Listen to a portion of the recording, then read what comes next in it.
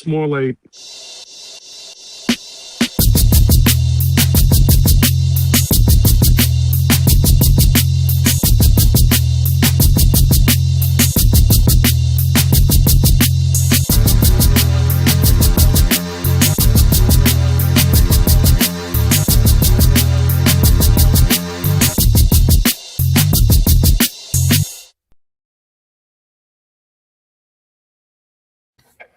All right. I hit the live button by mistake. But You gotta hello get that noise everybody. out of it, dude. Hello everybody. Welcome to Comic Book Alert Live. We bring you the latest and greatest comic book sales on main members and that coming at you on the ones and the twos. And what's today? July 12th, 2026. And we got a full house today. And we got Heroes of Born Comics. And we got Mr. Longshore. And we got Dino. What up? Tales for the Side CEO. And we got a jam-packed show for you. And I forget what else I was gonna say. I had a busy weekend. What the hell did I do? I was out and about. Went to a dollar sale. Drove out. Found some decent stuff. And what the hell else? Oh, there was a convention today. Drove 2 hours. Helped out at a convention. I was out of it. Was that the Harper show? Yep, in Columbus. Yep. Yeah. And I was done. I was like, I just slept in the car for like maybe an hour or something like that. And then I woke up. I was like, okay, it's time to go. It's time to go. So I was able to bail out early. My buddy Trevor, he had me. He had me. So I was done. And then I came home. So I was eating pizza and eating donuts on the way home. And got back, worked on the show for a little bit, and then it was like 2 hours before the show was supposed to start. And I slept those whole 2 hours. Your boy was out. I was out 10Z. That felt, man, that because I woke up like around 7, right? And I thought it was 7 in the morning. I was just like delirious. I was like, oh man, I gotta take the trash out. And then all of a sudden, because I set my alarm for like 8:30. And I was like, okay, it's time to get up. And then next thing you know, it was already 8:30. I'm just like, fuck, man. Your boy was done. But I feel good now. I don't know how I'm doing it, but I'm still a little delirious, so we'll see what happens. But better than last week. So yes, I'm feeling a lot better than last week. How I felt last week was how I felt at the convention. Look at that. I got I bought new tires for the golf cart. $20 for 4 tires, man. That's a steal. Get out of here. Hey dog. You don't want to see me sniping on Marketplace. For the golf cart. It was a Facebook Marketplace thing. Mm-hmm. Yeah. So this guy he said he had like a whole shipping container. He's got them down. I mean, they were like brand new pretty much. And I was like, just give me 4, man. I'm good. Throw them off the truck, man. Hey, JD. Yeah, man. Okay, so it was around 1. Actually, no, I think it was around noon where I like just kind of fell asleep in my car at the convention. Yeah, I was there. I didn't see you either, man. I fell asleep in the car, and then by like around 1, I was just like, oh, it's time to go. I'm ducking you. Yeah, man. Whew. It is 7 in the All right, everybody. What are we doing? How's everybody's week? Good. Right. Oh, man, not bad. I hit up the store. I go to like every 6 months. It's not that far from where I work in Boston, but the prices the dude has on books are just completely out of this world. Like $3,500 for Ultimate Fallout 4 and 9.8, Raw Spawns at $125 a piece. I mean, it's just completely fantasy world pricing. He has a museum, not a shop. Right. I think he wants to sell it, but I'm like, and he's like, well, I'm doing 20% off everything. And I'm like, okay, it doesn't even move the needle, man. Like this stuff is like, what do you is that Mile High? What are you, Mile High Comics? No, yeah. I'll give you a 20% code when I'm 50% overpriced. Yeah. I mean, it might as well be, man. It might as well be. I mean, he misses stuff. So, like, if you dig, you can find a few things here and there. But by and large, man, it's just like, every time I go there, I'm like, no wonder I don't come here more often. But I have shops like that, too. You got to go to it's like those stores you go to every once in a while to like remind yourself why you don't go there. Yeah, exactly. but you go there like a crack fiend where you're like trying to say like maybe he has something, maybe never happens, man. Maybe. And then you get salty and you're like, man, fuck this place, man. It's like I'm never coming back here until next time. Yeah. 6 months later, I give it another chance. Yeah, all it takes is like a new change of perspective or like a book to get hot that you might have seen there. I mean, the reason I do go is I always come away with one or two interesting things. You know what I mean? Like, dude, it's a bad ex-girlfriend, man. Yeah. Like she'll change.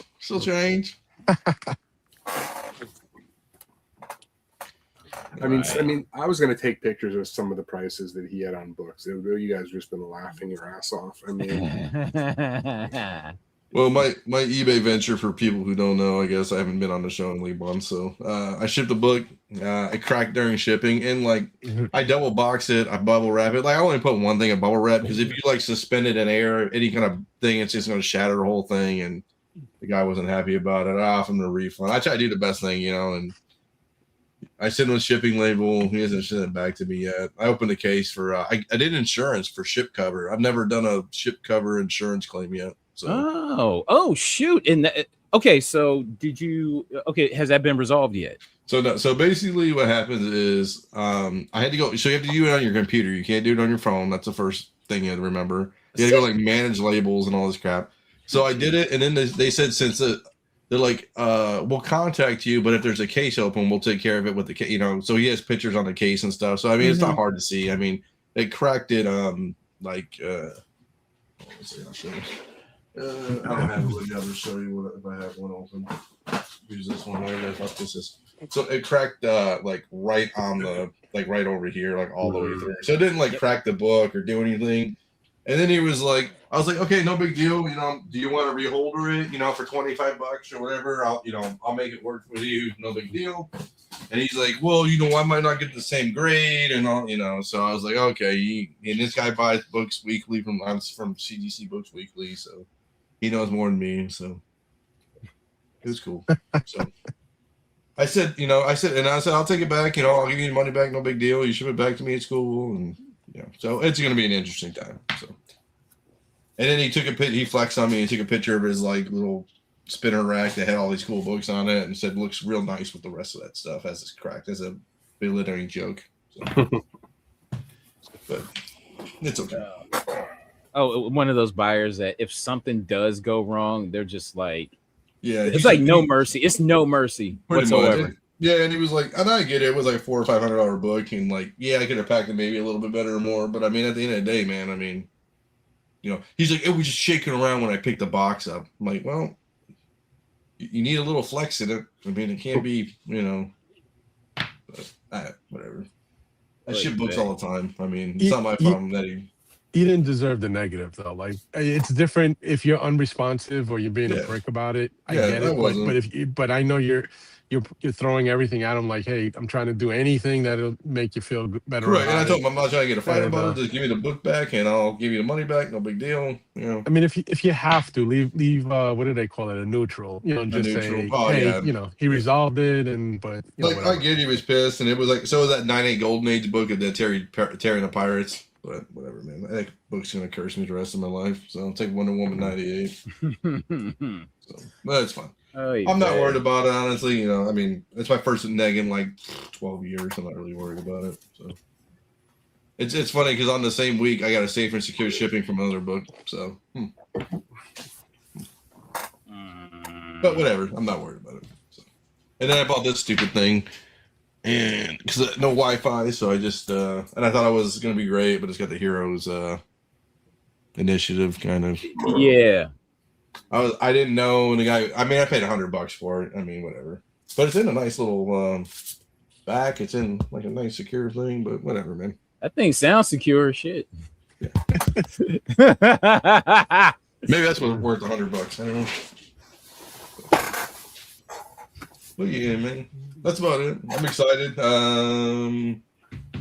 Anybody? So, are we excited for the Spider-Man movie to come out? Is anybody excited for it? I think it's gonna be pretty good, man. I think it's gonna be pretty good. Are we gonna watch it? Anybody go on the night of opening night? Yeah, my middle son, he's a hardcore Spider-Man fiend. He made me buy tickets. When I bought tickets to that movie first time ever, I was in a waiting room for an hour on Fandango. I've never seen that. What? Yeah, because like if you had bought like concert tickets or something like that. I was in a waiting room for an hour before I could buy tickets to that. Well, I think Christopher Nolan, the Odyssey went on sale like a year ago or something. Like the tickets for that thing. Really? I didn't hear about that. Or like 6 months. It was like a long time before it released. Oh yeah, that's right. You know what? Let me see if tickets are available in my area. Hold on, let me see. I went and checked, and they are. I mean, I could just go in and get them now, but holy crap! Yeah, I'm not going opening night. I'm gonna go like 3 days after it comes out because, figure use my retirement to my advantage and just go while everybody's at work. Yeah, that's I mean, I wish I could do that too. I'm not gonna fuck around and listen to people. When's it open? The 31st? Screaming and clapping. 31st, yeah, end of the month. Early Thursday, right? So God, so that's the day of the Pulp convention. So it's like it starts on. So it's like basically on Thursday. You got the Thursday preview. Yeah. So that's the day of the Pulp show. So I'll probably be doing that.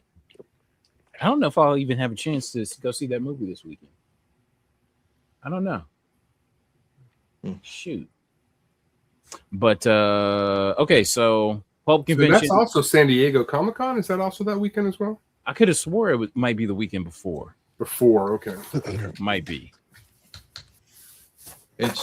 Nope, it is that weekend. The 23rd, Oh no, it's a weekend before. 23rd and 26th of July. Yeah. All right. So is anybody going to the Pulp show at all this weekend?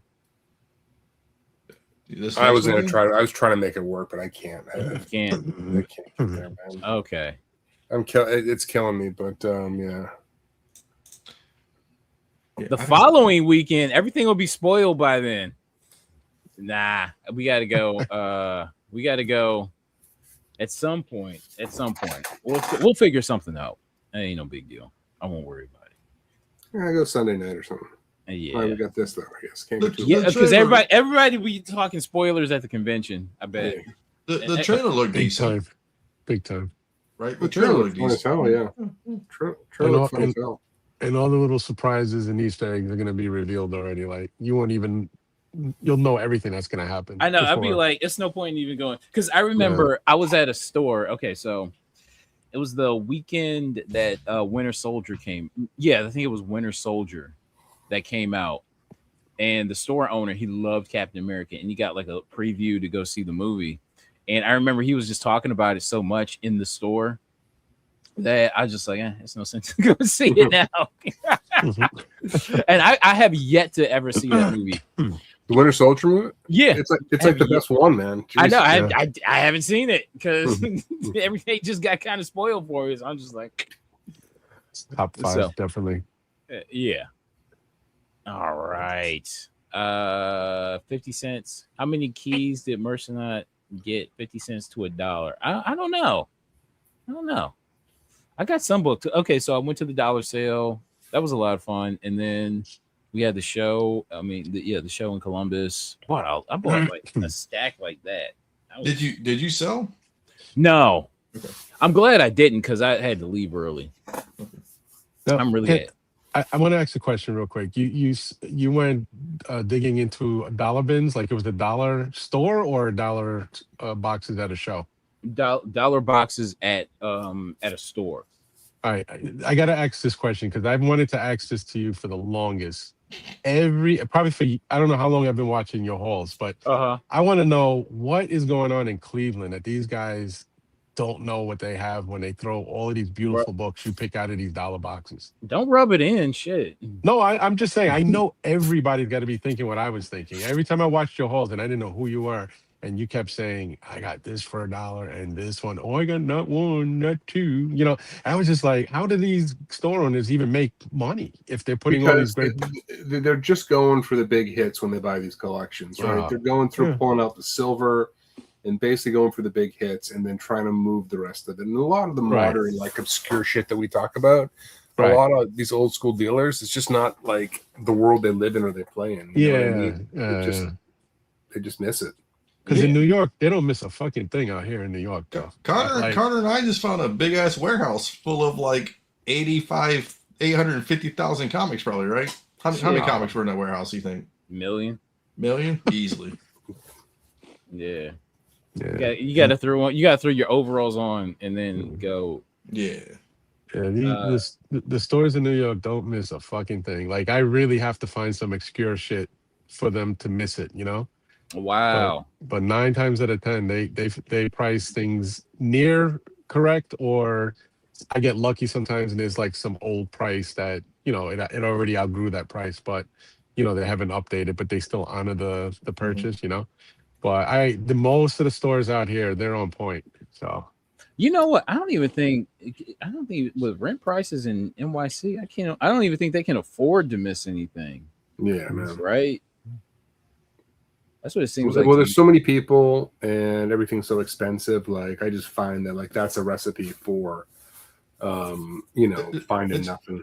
Well, it's how many side hustles, right? So like, you got to think like New York, you're trying to, like you say, rent. So everybody's got a side hustle, shoes, whatever, comics, whatever your side hustle is, right? It's the same thing. I mean, Metro Detroit, you really can't find too much in Metro Detroit either, man. You know what I'm saying? It's just gone. You know, I see all these Facebook posts and it's like, oh man, I see about 10 to 12 new comic book posts, probably weekly, maybe something like that. And it's all just trash. You know, there's it's like my comic shop days, right? It's like you find one good thing you snipe on the whole year. That's how it is with like Facebook Marketplace listings or stuff like that. Like people just they just go to stores now. They don't even post on Facebook Marketplace.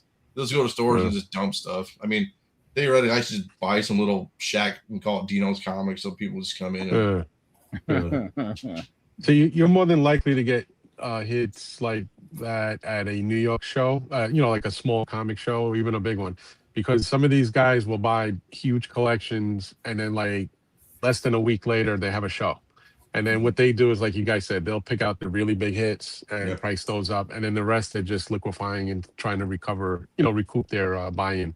So that's where you get all the real scores, you know? Yeah, there's a guy called Langs. So what he does is he sits up in the Livonia show, and he would he buys collections. He's on the West Coast, Michigan, and then he comes over this side. And that's all he does. He buys the big keys, you know, he'll buy the big books, and then everything else is like $1, you know what I'm saying? Right. So, I mean, you could find some stuff, but you might find a $20 or maybe $100 book in there, maybe, but I mean, you're not going to find, you know, some crazy book in there. But yeah, digging in Europe is the best, man. I'm telling you. Don't you know it? Don't you know it? They just don't collect out there. They don't. I mean, like honestly, it's yeah, and that's like in London. You know what I mean? A huge city, but there's no. The collecting mindset does not exist over there the way it does here. The comics, the stores are always packed. Don't get me wrong. Yeah, like they're always packed, but nobody is looking for the kind of shit that we talk about, really. Well, I think too is like, so I'm on a sketch, like an artist sketchbook thing too, and then like our sketches and stuff. And like in Europe too, they don't even charge for like signatures and like most of the time like drawings. I mean, it's cheap compared to the United States. It's like $40 for a sketch, you know what I'm saying? Where here it's like $200, you know. I'll come to New York too, dude. I love to come to New York. That's one of those things where I'd come in. I don't want to stay there for long, but it'd be cool to hunt for a little bit. I dig through the Midtown bins and stuff. I found some okay stuff, nothing crazy, but yeah. How was Heroes Reborn? Do you go to Midtown? I've been in Midtown. I went more frequently back in the early 2000s because I was a little bit of a autograph chaser and getting commissions at their signings that they used to have at the store. Back then, you had a younger Frank Miller and Mike Mignola and all these guys. So they were, you know, you were able to get things signed, actual little remark, and they weren't charging for it. So I would go and do that. Plus, I was kind of cool with the owner there. So he wouldn't make me wait online. He would just say, give me a call when you're outside. Yeah. And so, that for me was because it's a little bit of a drive, from where I live. I live in Queens. So, I actually got to drive in there. And so he was always cool about it. So I did it early on, but I'm not doing that shit anymore. It's just too much. The lines are twice as long, and the artists do twice as less. Like they won't remark shit unless they're giving them another $100 for a little a balloon.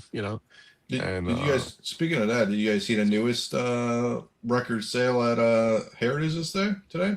What was it? Which one are you talking about? Absolute Batman 1. Oh yeah, 99 came up for 16. The San Diego Comic-Con foil for 16 grand, almost 16 grand. Oof. Seriously. A So I 99 left with that stupid book at Terrificon last year. Yeah, The foil it was for $40. I'm like, oh fuck, I just left it. God dang it.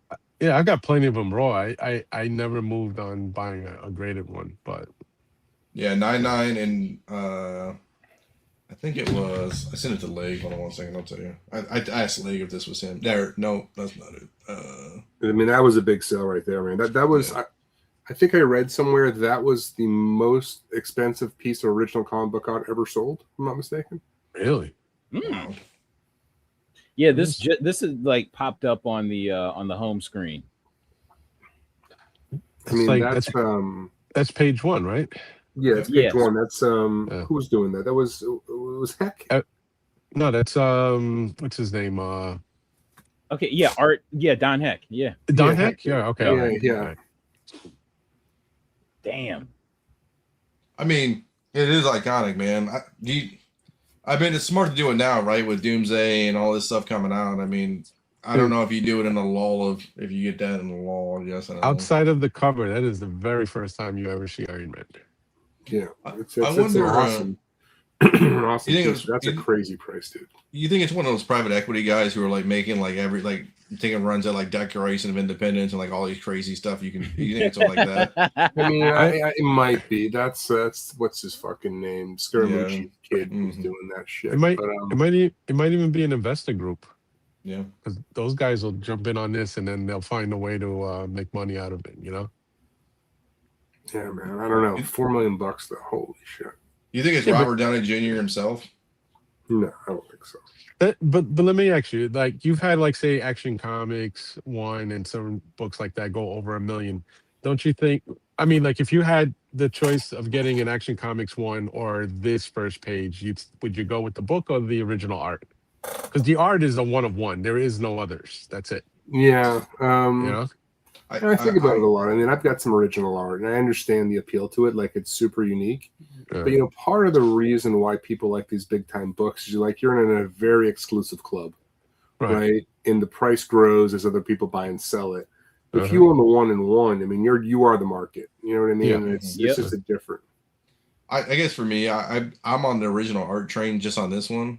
Yeah. I mean, I know Action Comics 1 is Action Comics 1, but I mean, I'm on the original art train. I mean, you can hype that up and sell that for more later on. It's a long-term hold, don't get me wrong, but, I bet you if it went on the block again in, like, say 4 or 5 years, I bet you it goes for 5. What, this here? Yeah, this is it. Yeah, this is it, yes. Isn't this the ash can, though? This is the ash can, right? This is the ash can, yeah. The San Diego foil one, though, right? Let me see. It doesn't say foil. Let me try it. Okay. Hit the plus at the back, or on the very top, the plus sign. Oh, okay. There you go. That's DCC exclusive. Yeah.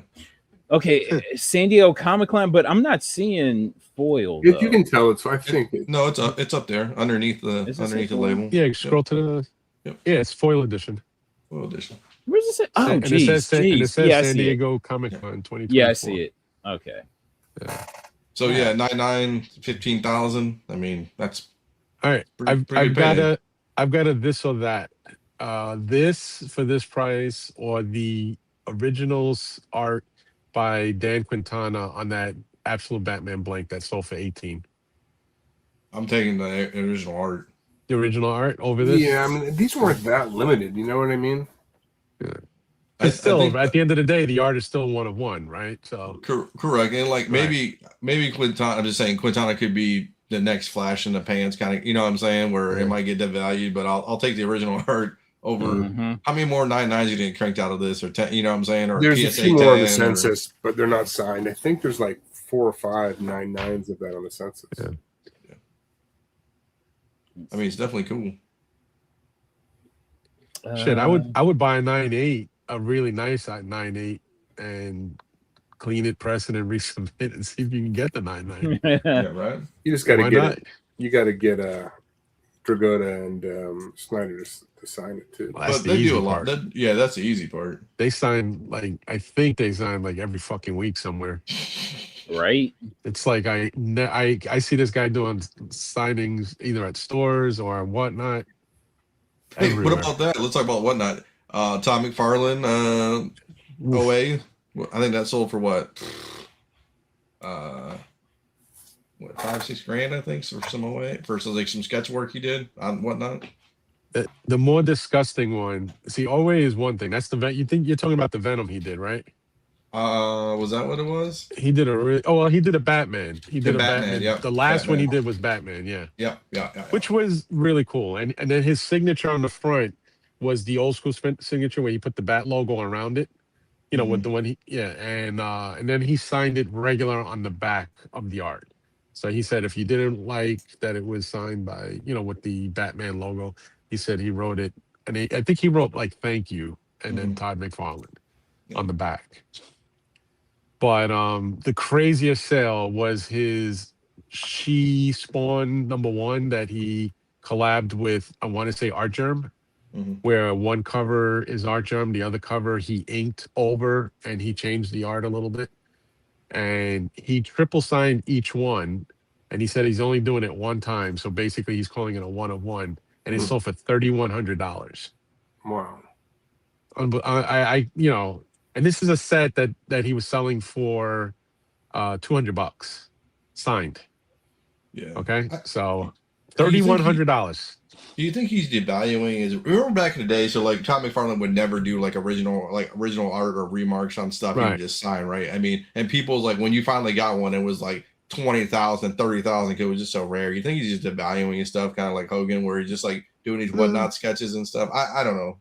I think he's I don't think so, because he's got 1 billion fans, and he's really not doing original art that frequently that he's going to kill his own market. Yeah. You know what I mean? He can legit do a live show once a month and probably get $5 grand for a Batman sketch. I don't think he's going to kill his own market. How crazy is that? Hey man, I'm just gonna do I need $5 grand real quick. Let me just open up whatnot for 30 seconds and do a sketch and close. I'm gonna be honest with you. I don't think he even he does it for himself. Because his son works with him on the live sale. Yeah. I think his son keeps that. Yeah, I'm sure he does. I mean, and I'm sure. I know there's a few that he says he's doing for whatever, a charitable thing or whatever. I'm sure that goes right to charity. But I hear his son busy, talking with him while he's doing the live sale, and he's running the whole live sale.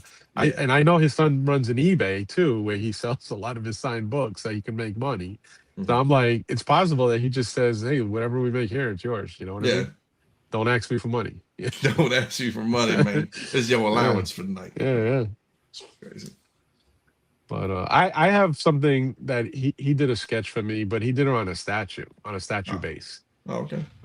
It was a Randy Bowen Venom statue where he's crouched on the edge of a building, and I brought the base to New York City Comic Con, and he was there, and he did a Venom head sketch on the base, and it's a pretty big base, so it's a nice, maybe a silver dollar size Venom head sketch, and then he signed it on the other side. So I probably have I don't know if that's a 1 of 1. I'm sure he's done that at some point for somebody else, but it's close. It's damn near, close to it. You interested in something like this, a recreation?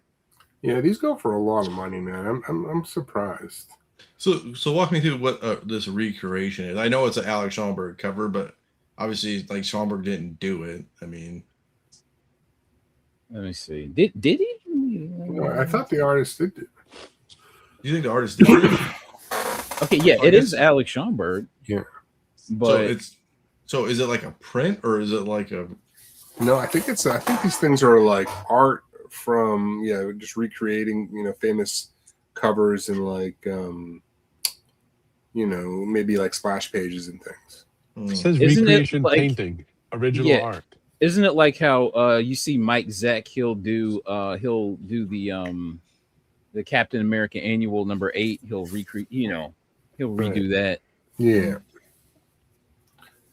Okay. So this is original art.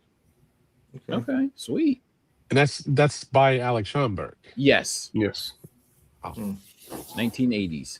Does that feel cheap, being that it's an original painting of a recreated cover he did? I mean, I could see it going for more, man. It's pretty sweet. Mm-hmm. I mean, who's more legendary than him for Golden Age, superhero books? Nobody. Yeah. I mean, but it's like, but it's like, do you just sit there and do it at the end of the time? I guess I don't really know. Like, what do you do with this? You put that shit in a frame and put it on the wall. Yeah, it's framed now. Well, how do you resell it? I guess you know what I'm saying. Like, I guess do you just go back on Heritage? Heritage, man. Yeah, I guess. But you have to wait till there's a moment. You know what I mean? There's got to be something where maybe another Captain America movie comes out or something that gets the juices flowing again. Right now, there's been no real Marvel movies of anything Captain America related. So, like, this is the worst time. It's not even just that. Marvel comics suck. I mean, Marvel is it's just in a bad place. Yeah. But again, this might be the buying time. You know what I mean? That might be low because of what's going on now in Marvel Comics. Maybe 5 years from now, if they're on top again, that might be the time to flip. I heard that they are in the process of cleaning house over there. Good. I hope so. Hopefully they do your Gwenpool, right? I don't hold my breath on that one, man. Oh, look at this one. That's beautiful. All right, let's get into it. Let's get into some actual eBay sales, shall we? Okay. Let's see. Shoot. I done messed up already. Oh well. Okay. Catman Comics #1. So this sold. So what the hell is? Yeah, #1. #1. Is that the first appearance of Catman? Oof. I forget. Probably has to be, doesn't it? Or else? I don't think so, because he notes origin of the Deacon. So if it was the first appearance of Catman, he would put that first, wouldn't he? Yeah, no. I think Catman. I think he's like in a trio before this. Yeah, like I don't think he appeared in his own book first. I think he appeared in some other titled book, and then Detective 311, Detective Comics 311. Yeah. Which no, that can't be right because that was 63. 311? There's no way. Yeah, no. Yeah, no way. That's hold on 1 second. First appearance of Catman. No, Catman. You might want to put Golden Age Catman. Yeah, that's probably so you get away from that 1973 thing. Okay, let me get rid of this. Crash Comics #4. Crash Comic Adventures #4 from September of 40. That sounds about right. Mm-hmm. Crash Comics Adventures. Crash Comics Adventures #4. Okay, I gotta look this up. Hold on. Shoot. While you look that up, I'm going to see if I pull some original art. What are those? Which ones are those? These are the Doom Quest packs. Okay. How much are those packs? $15. Okay. You get I think a facsimile that's unique to the bag. You get another two. It's 2 books. Is it 2 books? It's 2. Yeah, you get the Doom Quest #1 black and white version, I believe. And you get a mask. And and then there's a series of other pulls you can get. All right. Okay. So you get this paper mask or a cardboard mask. Oops. Which I've got. Okay, cool. So do you get like the actual OA? Sorry if I missed this. I was looking up. Do you get the actual OA in the book, or do you have a ticket like Mark Spears? No, it's a blank cover. It's in the book. Okay. And yeah, it's just a sketch cover, and they've honestly like there's some bigger artists in there, but there's some guys I've never even heard of. Like, That's it. That's it right there. Yep, that's it. Oh no, not that cover. Go back. Right there. That's a cover. Okay. Let's look up Heritage. That's the guy. Nothing on Heritage. Here, let me look at GPA. That's They got insane. no records of that book ever selling. Does this book exist? There's Well, one. Heritage never sold it. Where the hell's it? Yeah, There was right? a 3.0 old label I saw somebody had posted. What was it? On Facebook, just like a picture. I'm like, from what? How old is this? 2021. Let's look. Crash Out Comics. No eBay sales. Let's see. Crash Comics.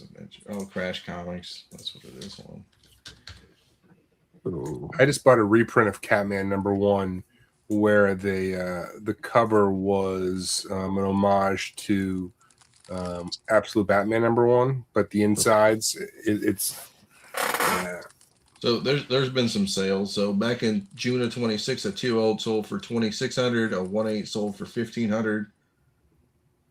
Back in 24, a 2.5 sold for 1,500, a 3.0 for 1,825. So they're gettable. Okay, seems reasonable. Yeah. Yeah, 9.6 a Mile High pedigree, right? 23 grand back in 2017. So go for double now at least. Oh, for sure. And I don't know what the census says. Let's look at the census. Let me open it up. Hey, 29 graded, 24 universal, and 5 restored. So not many. It's a great looking book. Beautiful. All you get is this one. All you get is this one picture. How many do you think of these are on the census? Catman #1. Less than 20. What year was this? 41. 41. Oof. 36. 66. Oh, all right. Wow. That's a lot. Jeez. So less than 70, way less than 75. Okay. Nice. Okay, what are we doing? Well, okay, so next is Amazing Spider-Man 13, CGC 5.0, first Mysterio. So this sold for 1,200 after 5 bids. Not too much to say about it. Just I was just kind of seeing what 5.0s were selling for. Is that down? It feels like it should be going for. It feels down to me. Yeah, it does too. I could have swore that something like this was going in like the $2,000 range. Yeah, that's what I was thinking. Something with a 2 handle. Mm-hmm. Hey, which one would you rather have? This Catman or a 9.8 Tomb of Dracula? The Catman. I definitely take the Catman. Okay. A 9.8 Tomb of Dracula 1. I know, that's crazy. Doesn't make sense. Let me see what this looks like.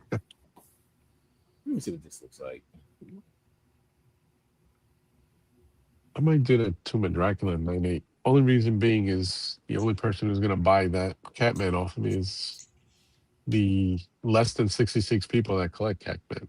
Mm-hmm. At a show, I know I'll get a nice little crowd asking to get a closer look at that. What was that Mysterio cover again? What number was that? 13. Yeah. 13. And that was what, a 5? Yep. When we ask these questions, I guess look at that. Look at that. Is that a crease right there in the back, or is that a reflection? That's a reflection. Yeah. I mean, it almost looks like that. It goes right through that C, though. You know what I mean? Back in 21, that was $2,000. It's about 1,500, 1,700. So yeah, down. So it's just up. I had to complete that circle. This is a 9.8. Okay. I don't know. It's so tough to gauge what a 9.8 is when it comes to Bronze Age books. Mm-hmm. What's the page quality? Does it say white? Oh, white pages too. Okay. That's a good one. Could you imagine if Neil Adams signed that? You couldn't. That's the thing. No. I wonder when they got the. Okay, so this is what Prostein. Yeah. You think? I don't know what is. I mean, both of these are Prosteins. So. All right. Next, Love. I swear I have this book. I swear I have this. Love Romance is number 99. I mean, it only sold for $100, but I think I paid like 20 for mine. So, and it sold for what, 103 after 20 bids. I swear I have this.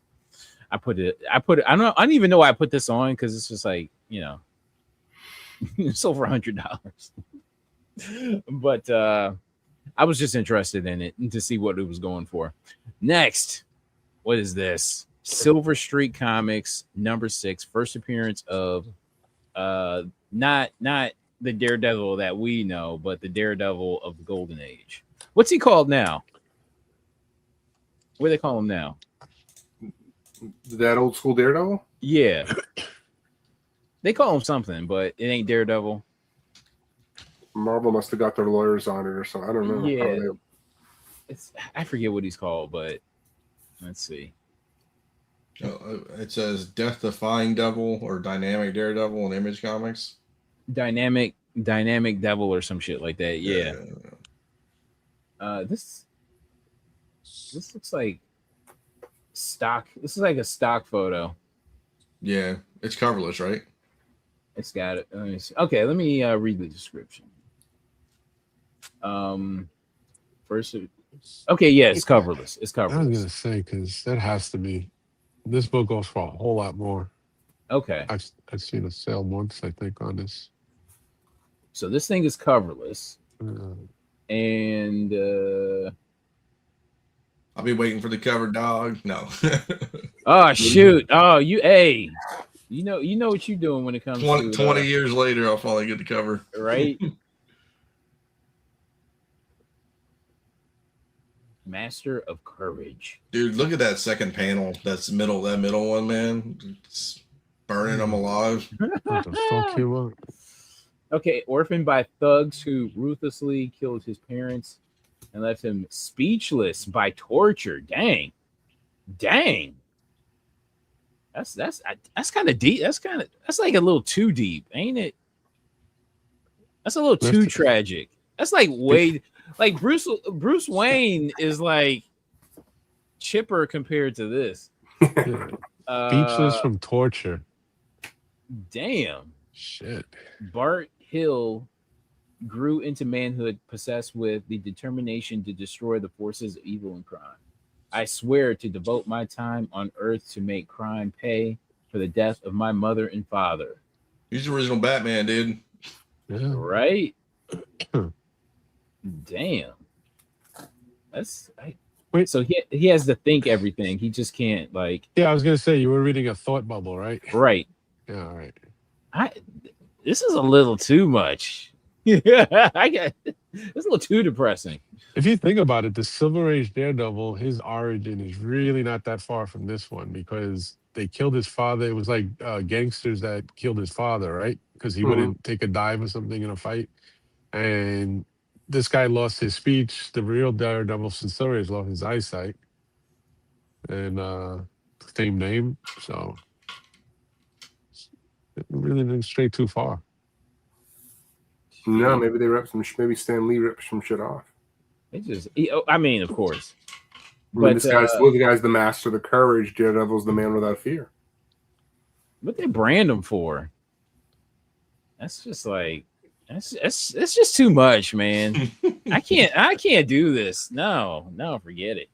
All right, Weird Science Fantasy number 29, Frank Frazetta, famous cover. So this sold for $504. That's cheap. I wish I would have saw that. I would have bought it.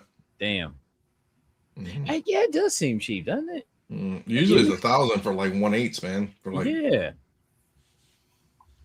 Let's see. I'm gonna take a look at it real quick. 1 second, I'll be right back. I mean, it looks soft. I mean, it's gonna be rough, but I mean, who cares? At $500. Yeah. I figure if you're gonna put your hands in a photo, at least be a chick, right? Yeah. Okay. Nobody wants man hands all over their comics. No, nobody wants to see your dirty fingernails either. That should be like they be showing, like it'd be like dirt, like embedded in dudes' fingernails. You'd be like, God dang, what are you doing? Okay. Atlas. Okay, so what would you rather have? This Venus 3.0 or Catman #1? I think I'm sticking with the Catman. Seriously? Okay. All right, so Venus #19, classic Bill Everett cover. So this CGC 3.0 sold for $4,907 after 26 bids. That's wild to me. Venus goes for more than Wolvie in the same grade. Go figure. Which one would you rather have? The 3.0 Hulk or a 7.0 Marvel Spotlight #5? I think I'm going to go with the Ghost Rider. I've always wanted that book. I've had this book at like a 7.5. Okay. The Ghost Rider. I had the Hawk at a 2. Incredible Hulk at 2. 2.5.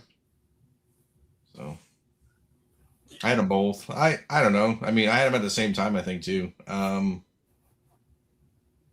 don't know. I guess I'd like to have a Wolverine bag. I mean, honestly, I'd just take them both. I mean, at $3,000, that's not terrible, honestly. They're respectable. I mean, it's mid-grade stuff, you know what I'm saying? Kind of lower grade for the Wolverine, but who cares? Damn. Okay, so Incredible Hulk 181 3.0 sold for $1,775 after 31 bids, and the Marvel Spotlight #5 7.0 sold for $1,551 after 11. Interesting. Okay. Next. Okay. What's going on here? This is the shit we've been talking about, man, for weeks now. This Charlton Tom Sutton stuff has gone fucking nuts. Okay, so what's up with Tom Sutton? Was there a documentary? Was it just? I don't know. I just think like we've been talking about this stuff on Long Story Short for a few months now, and we're just watching it, go nuts. And I've got all sorts of these books. Like I don't know where the hell they are, but they're all just starting to come to life, man. I think this is the high grade stuff is just hard to find. You know what I'm saying? But even the low grade stuff is still starting to move. This just feels like the next, there's Bronze Age horror that's going crazy, but this Charlton stuff is like got a little more juice to it for whatever reason. It's like a little bit more of a like a more underground feel to it, maybe. I guess, yeah. Just feels a little bit. I don't know. Is this new? No, this is from 2001. This article is from 2001. Oddly enough, originally published in the Comics Journal, 2001. Yeah, I mean, this shit is strewn through dollar bins everywhere. I mean, that's where I used to find this stuff, just pulling it out of there. Interesting. Okay, so do you see it dying down or not? I think there's probably enough of it out there where supply will have to put a lid on it, unless there's something, some fuse gets lit, even, and it really blows the shit through the roof. But it's amazing to see it, really start to come to life here. Yeah. But it's an exciting, if you like to dig, they're still out there. You know what I mean? Yeah. And there are probably dealers who don't even realize they have it in their boxes. Well, like I was telling you earlier in New York, every show that I've gone to now in the past, I would say, month, there are dealers going to other dealers while they're setting up, and cleaning out all their Charlton books. And I'm missing like really good shit, like literally by minutes. So it's not like they're completely unaware. And a lot of dealers, if they're finding them cheap in boxes, they're definitely taking them all, repricing them, and then putting them back out. Because the guy who beat me to it, he saw me walking around the second day of the show, and he goes, "Hey man," he goes, "I've got." He said, "If you, you know, I know I was ahead of you on those Charlton books." He said, "If you want to take a look," I said, "Nah, dude, I don't want to look at your repriced shit." So I know, right, man? Screw you. That's exactly what I told him. I was like, "I don't want to look at your repriced shit." I said, "I wanted to get it just like you did." Right. So I said, "Next time." So, next, Mask number 2. Okay, a 0.5. Man. So for $2,281. Is it a 0.5 because it's incomplete or just? Let me see. Do I have the listing? It's got to be miss. Well, no. If it was those older books, they don't give them green labels. If it's complete, you can usually sneak out a 1.0. I'm not seeing anything. What's the page quality? What does that say? Brittle page. Brittle. Yeah, so it might be just brittle as fuck. I'm not seeing anything that. Yeah, I bet you if you go to notes, it's probably like the cover is completely detached, or Yeah, but even that for a 0.5, I mean, it's really got to be beat to shit. Yeah. If it's complete, it should have got a 1. I would. Yeah. Yeah. Okay. If it. All right. Looks good. I'm pretty sure they were disappointed. They were probably thinking what, a 1 or a 1.5. Yeah, you're probably hoping for a 1.5 on that thing. Yeah. Okay. Spine of cover completely split and cover detached. Multiple tear cover, multiple pieces out of cover. Okay. All right. Yeah. Even so, man, it seems harsh. That's a great present 5. All right. Okay. Next, what are we talking about? Remove. Okay. So there's that book, man. Holy shit. Harlem Stories. Okay, so which one would you rather have? Harlem Stories or let me see. Let me go back. Or Venus. I'm gonna go with that Harlem Stories. We covered this book on Long Story Short. Not like when the big pulp auction came, and I still have the mag, but there was that book was featured heavily in this sale. I'd probably go with that Venus. Because I feel like I can. I mean, I know I probably never will, but it was that. I feel like I can find that Harlem. That 7.0 that they sold. We talked about. Oh man, look at that. Yep. Just looks like something you can find. Okay, so Harlem Stories, or let me see. Or Catman. Oh. If I recall, the census on that Harlem Stories was really small, like 2 or 3 or something like that. That's a tough one. Harlem. I really like that Catman book, though. I'll go with the Harlem Stories, I think. Okay. I'm really interested in seeing what the hell is up with this pulp show.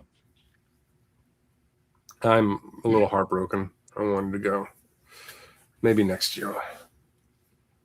Okay, yeah. So you'll have an entire year to figure it out. It's just that shit comes up like short notice for work. You know what I mean? Like it's not even like the planning so much. It's just like, does life get in the way that weekend or not? You know what I mean? Yep.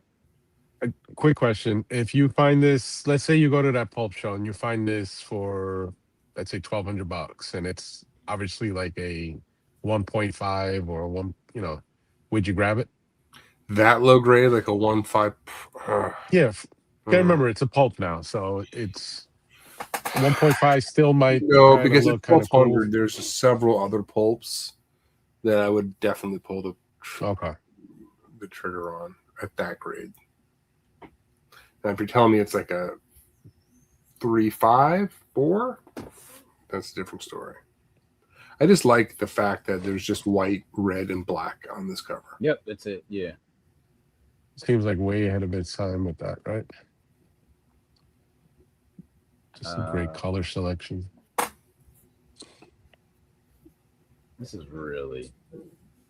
You know what? It's not that. It doesn't look that thick. No, it's not thick. It's just like a little magazine. You know what I'm saying? Like I thought it would be like something like square bound, but look, take a look. It's not. There's no spot picture of the spine, like with the pulps, where they have like the writing on it and stuff. Yeah, but you can see where it's like kind of rounded. Yeah, the staples come right through the back there. Yeah. So this thing ain't. Wow. It's just like a little regular. Just like a regular little magazine. What year is this from? Shoot. What year is this? 1932. Yeah, I was going to say early 30s. Right in the middle of the Great Depression, man. Damn. A Night in Harlem. Slips in the Dark. No Greater Love. All right. I kind of want to read it now. Shit. Yeah, I bet you it's cool, man. All right. Okay. Wild. Oh, okay, look at this. Look at this. All of this was pretty much everything in the Pulp Hour was sold by the same seller. Pretty much everything.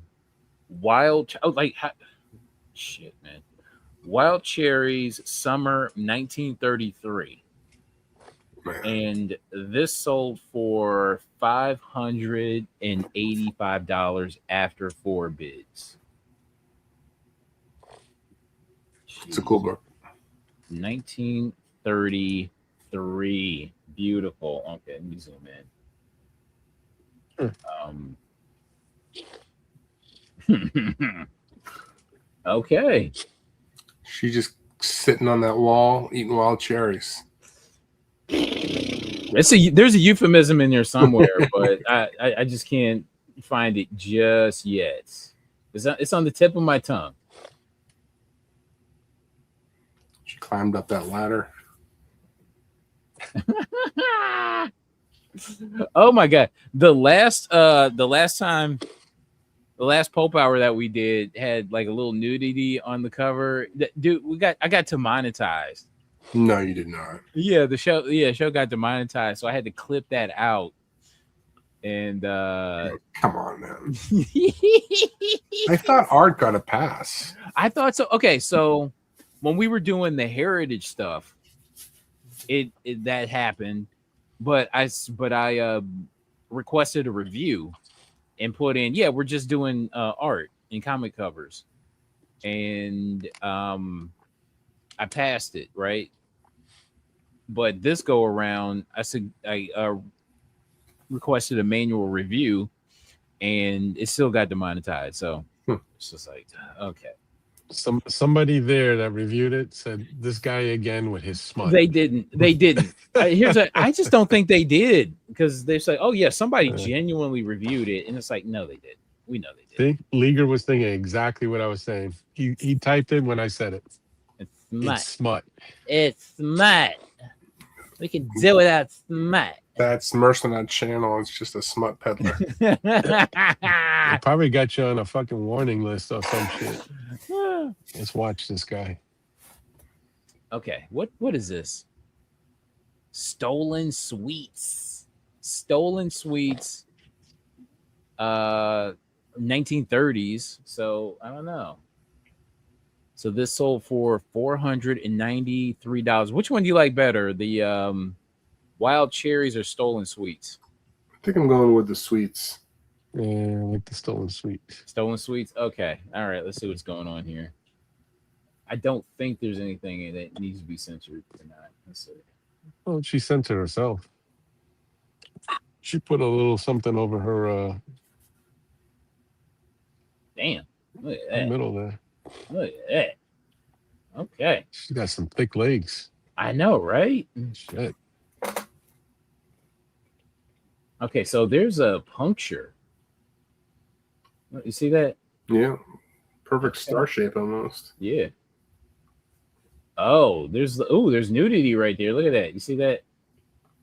You're gonna get demonetized if you're not careful. I know, man. Let me get out of here. Okay, but you see the puncture hole through the inside of the front cover there. And it looks like Ben said, it's a star. It's not like a regular hole. Yeah, very interesting. Very interesting. Okay. Good looking cover there. All right, what's next? Bedtime stories. I can't click on this one. But look at that. Look at that. This sold for $1,000. Well, okay, they censored 16. it already. They covered the nips with a piece of tape. I had to do that. Oh. That was me. But this is July 1933. This sold for $16.25 after 12 bids. Wow. Jeez. Beautiful. That was really beautiful. I would love to see the original art on this though. I wonder where it is. Let's try to hang it up. There's no way it survives. It's the Smut Hour. Yes. True Love Affairs. So this is 1951. Okay. So this sold for $113 after 9 bids. True Love Affairs. Do I have this? I don't have a listing. And what the heck is this? New York Knights. November 1933. So this sold for $777. Man. Look how beat that cover is. Yeah. I wish I could. New York Knights and Harlem Knights. Yeah. But damn, look at the okay, so there's definitely a euphemism in this. This right? Snake? Yeah. Yeah. That's really beautiful. All right, what's next? Okay. Black Book Detective, September 1939. So this sold for first Black Bat cover. So this sold for $200. So Black Bat.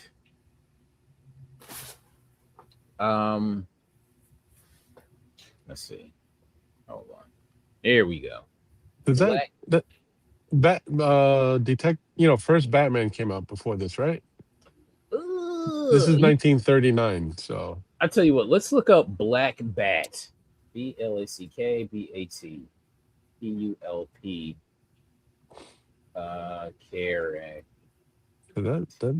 Character. Okay, Black Bat. What's his debut? What year? He appeared in Black Bat Detective Mysteries.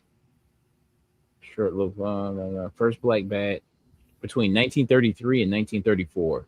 Yeah, that definitely predates. Yeah, he beat him.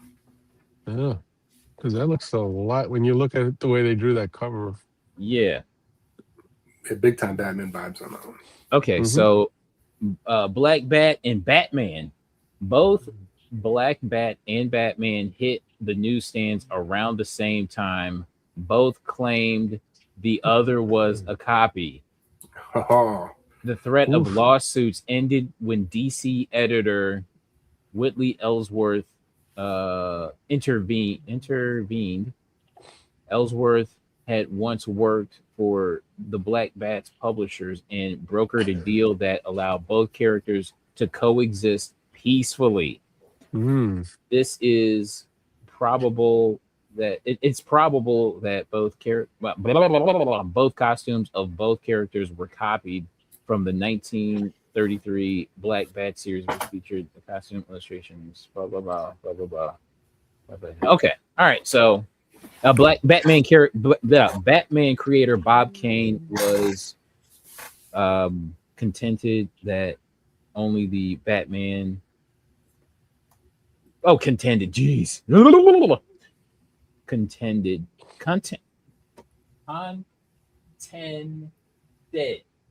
That doesn't sound contended. Contended. Why am I having trouble with contended? That only bat like man he had fucking up. That the only bat like man he had seen. oh, geez. Okay. Batman creator Bob Kane always contended that the only bat-like man he had seen was the villain from the 1930 film The Bat Whispers. Okay. All right. Okay, that sentence makes sense. All right. However, Black Batman. Okay, I'm done reading. Okay.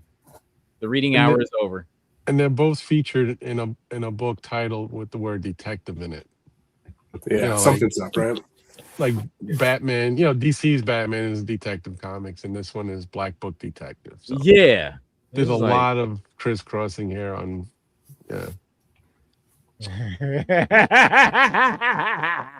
And dude, every time you said contended, you said it correct. I said it every right, single but time. I'm just like double guessing myself. I think even Ben was trying to figure out, like, dude, you're saying it right like what? 12 times. What?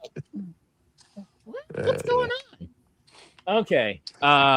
What the hell is this? The Green Llama, Double Detective. So this sold for a beautiful clown cover, by the way. Yep. So this sold for $200. You like this clown cover? It's all right. Which one you taking? Black Book or Double Detective? I think I go with Black Book. The Batman imposter. Yes, is intriguing. The whole the intertwining history is more appealing. For whatever reason, man, I would love to see. Let me see. Let me take that. Where the heck is this? I want to see this art applied to Batman. Oh yeah. You know what I'm saying? Somebody should do an absolute Batman homage to this cover. Oh gosh. I don't think you can pull it off with absolute though, because he's like a 7-foot guy, and he's all big. Tremendous. Yeah. You need, regular Batman. Why is he holding this dead body? Like he's dead. Just drop him. He's like literal dead weight. He's got a fucking knife in his chest. Yeah, he's done so. Like, why are you holding him? Unless he's the guy who stabbed him. Why would he be carrying them then? Yeah. Yeah, Alex Ross, get on this. There you go. Chop chop. Chop chop. DT Mao. All right. Let me see. Double Detective. Here we go. This cover is wild. Yeah. If you got a fear of clowns, then this book ain't for you. Oh man, look at that big nose. Ah.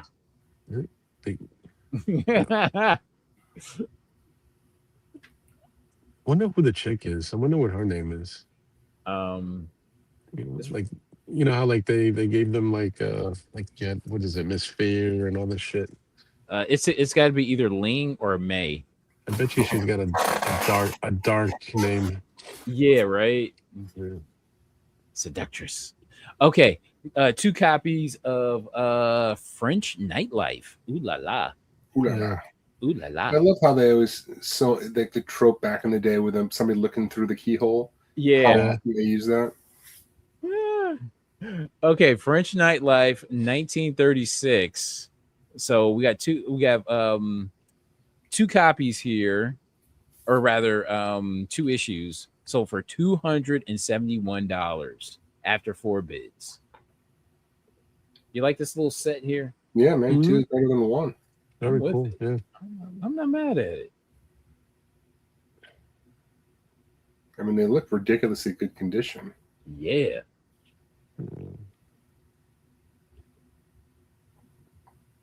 I like the keyhole a little better. It just. Thanks. Okay. Watch I don't find shit at this Pope convention. That's what I'm thinking. I'm like, damn, I ain't gonna find nothing. I'm gonna go watch Spider-Man, man. Screw this. I know. I'm gonna walk out, I'm gonna be like wandering around Pittsburgh, like screw this. Let me go see Spider-Man, and then all the screenings will be sold out for that night. Okay, so we're in the modern age. Okay. Now we talked about the ash can for Absolute Batman #1, but there's an ash can for Absolute Batman #2, and this thing is gaining in price. It's gaining in price. You don't see ash cans for issue #2 all that often. Yeah, that was an Image thing, right? Back in the 90s. Oh God. Well, Image would do ash can. I mean, no, but they did like I know with the Pit they did 1 and 2, and then I think forget the other book, but they did also like 1 and 2s on. Yeah, the they were basically printing those things just on paper and fold them over. I mean, yeah.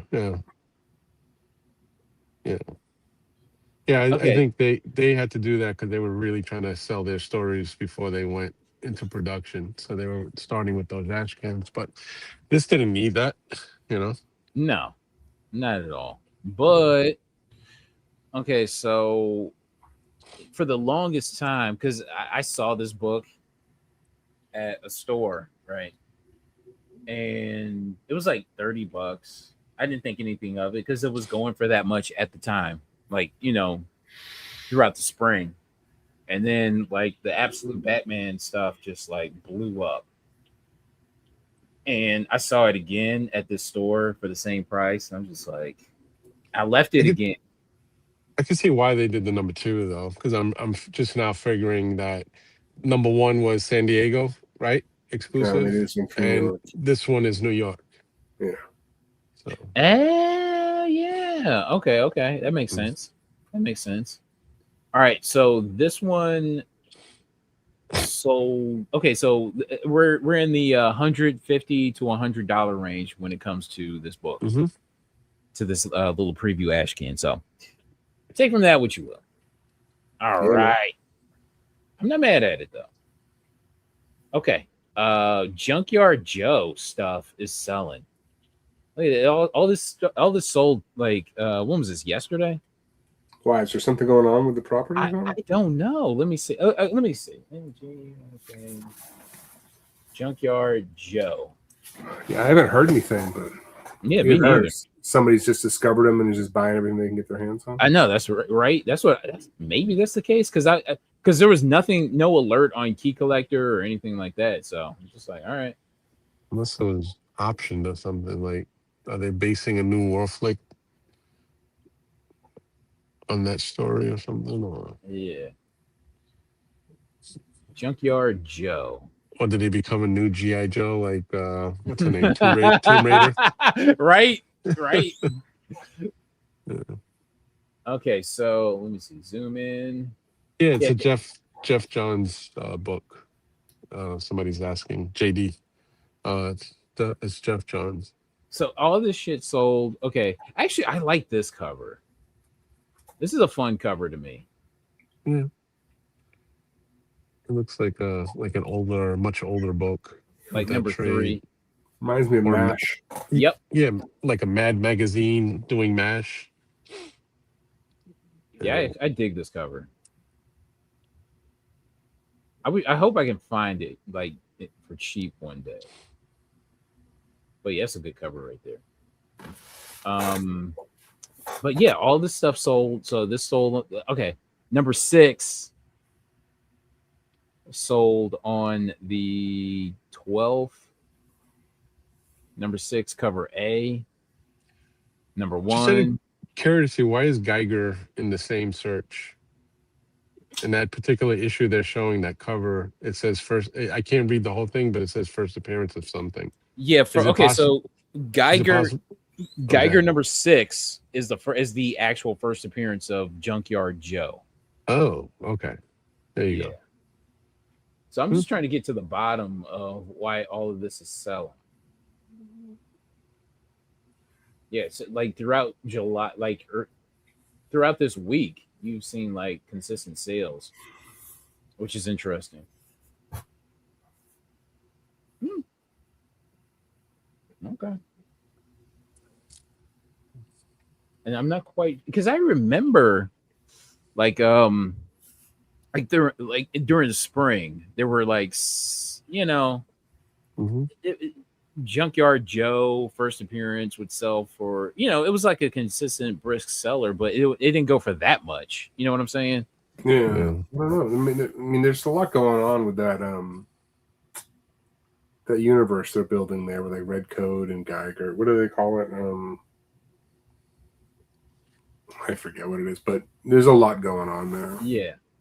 Okay, so I remember I keep finding this for cover price, and I bought a copy, and then I bought another copy for cover price, like maybe a couple months ago, and like I was just like, why did I buy this? You know what I mean? And now it's like $35. So, all right, I'm not mad at it. Okay. Have we gotten to the bottom of why this shit is selling or no? No. All I'm seeing when I read, I'm on eBay now. When I see Junkyard Joe number 1 through 6, okay. In that series, the first appearance of the Northman. Yeah. So it's got to be they're doing something maybe with a show or a movie. I doubt a movie. It's probably some kind of one of these, straight to one of these streaming shows. So, nothing. Is there anything? Okay. We haven't got to the bottom of anything, but this book is selling. These Junkyard Joe books are selling. All right. What the heck is this? Return of Wolverine #1, J. Scott Campbell NYCC variant. It's sold for $84. Glow in the dark claws, whatever it is. Yeah. I you know what? I never noticed this book before. Like never. And then you got Shaolin Cowboy Staying AI Live. 1 in 25 Peach Momoko. So this sold for $97. This was a recent. This just this is a couple of weeks old. Yeah, this is pretty new. Yeah. Damn. So this 1 in 25 is selling for $97. Yeah, not bad. A lot of Peach's better covers recently. Mm-hmm. So is Peach Momoko back? What's happening? I think this is just her style. You know what I mean? It's more horror stuff is where she got her start. I think it appeals to people. So this fits. Yeah. This is very fitting. Yeah, her horror is definitely getting people all back into her. Okay. We've got Vampirella number 20, CGC 98. Bruce Timm. This sold for $456. Good price or no? Feels a little low, but that's a pretty healthy price. That's a great book. Still solid. Okay. Absolute Batman number 7, Marika Andolfo exclusive variant. So this raw copy sold for $266 after 6 bids. What? Wow.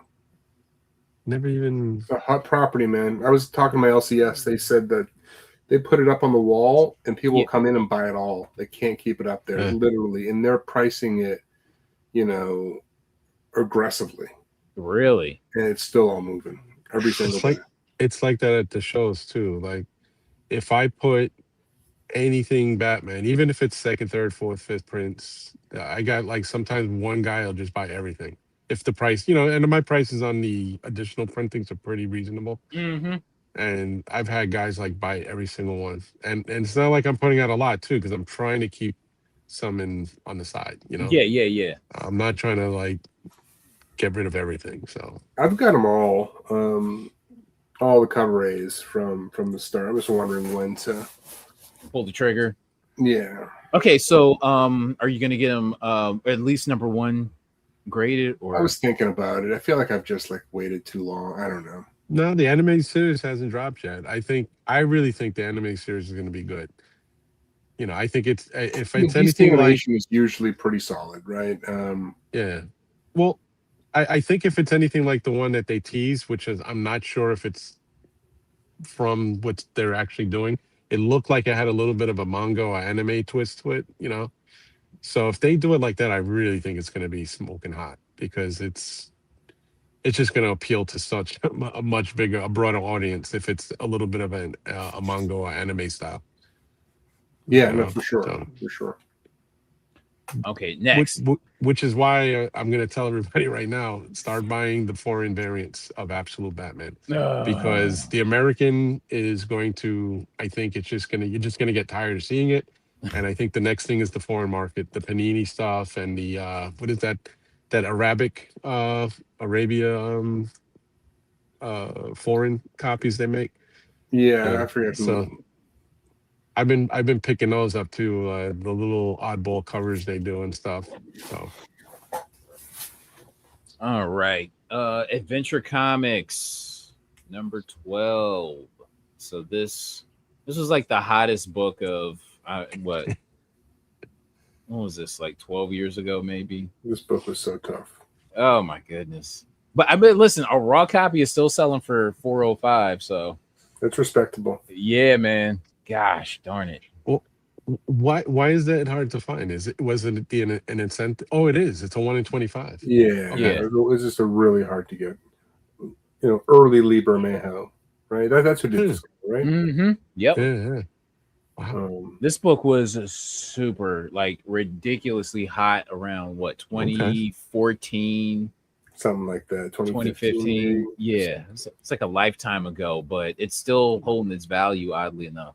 Super tough to find, I assume, because it's 1 in 25. Yeah, we covered this. We talked about this. A long story short, with that. Yeah, that's probably one of your ghost books. Yeah, it's always been a tough book to get hands on.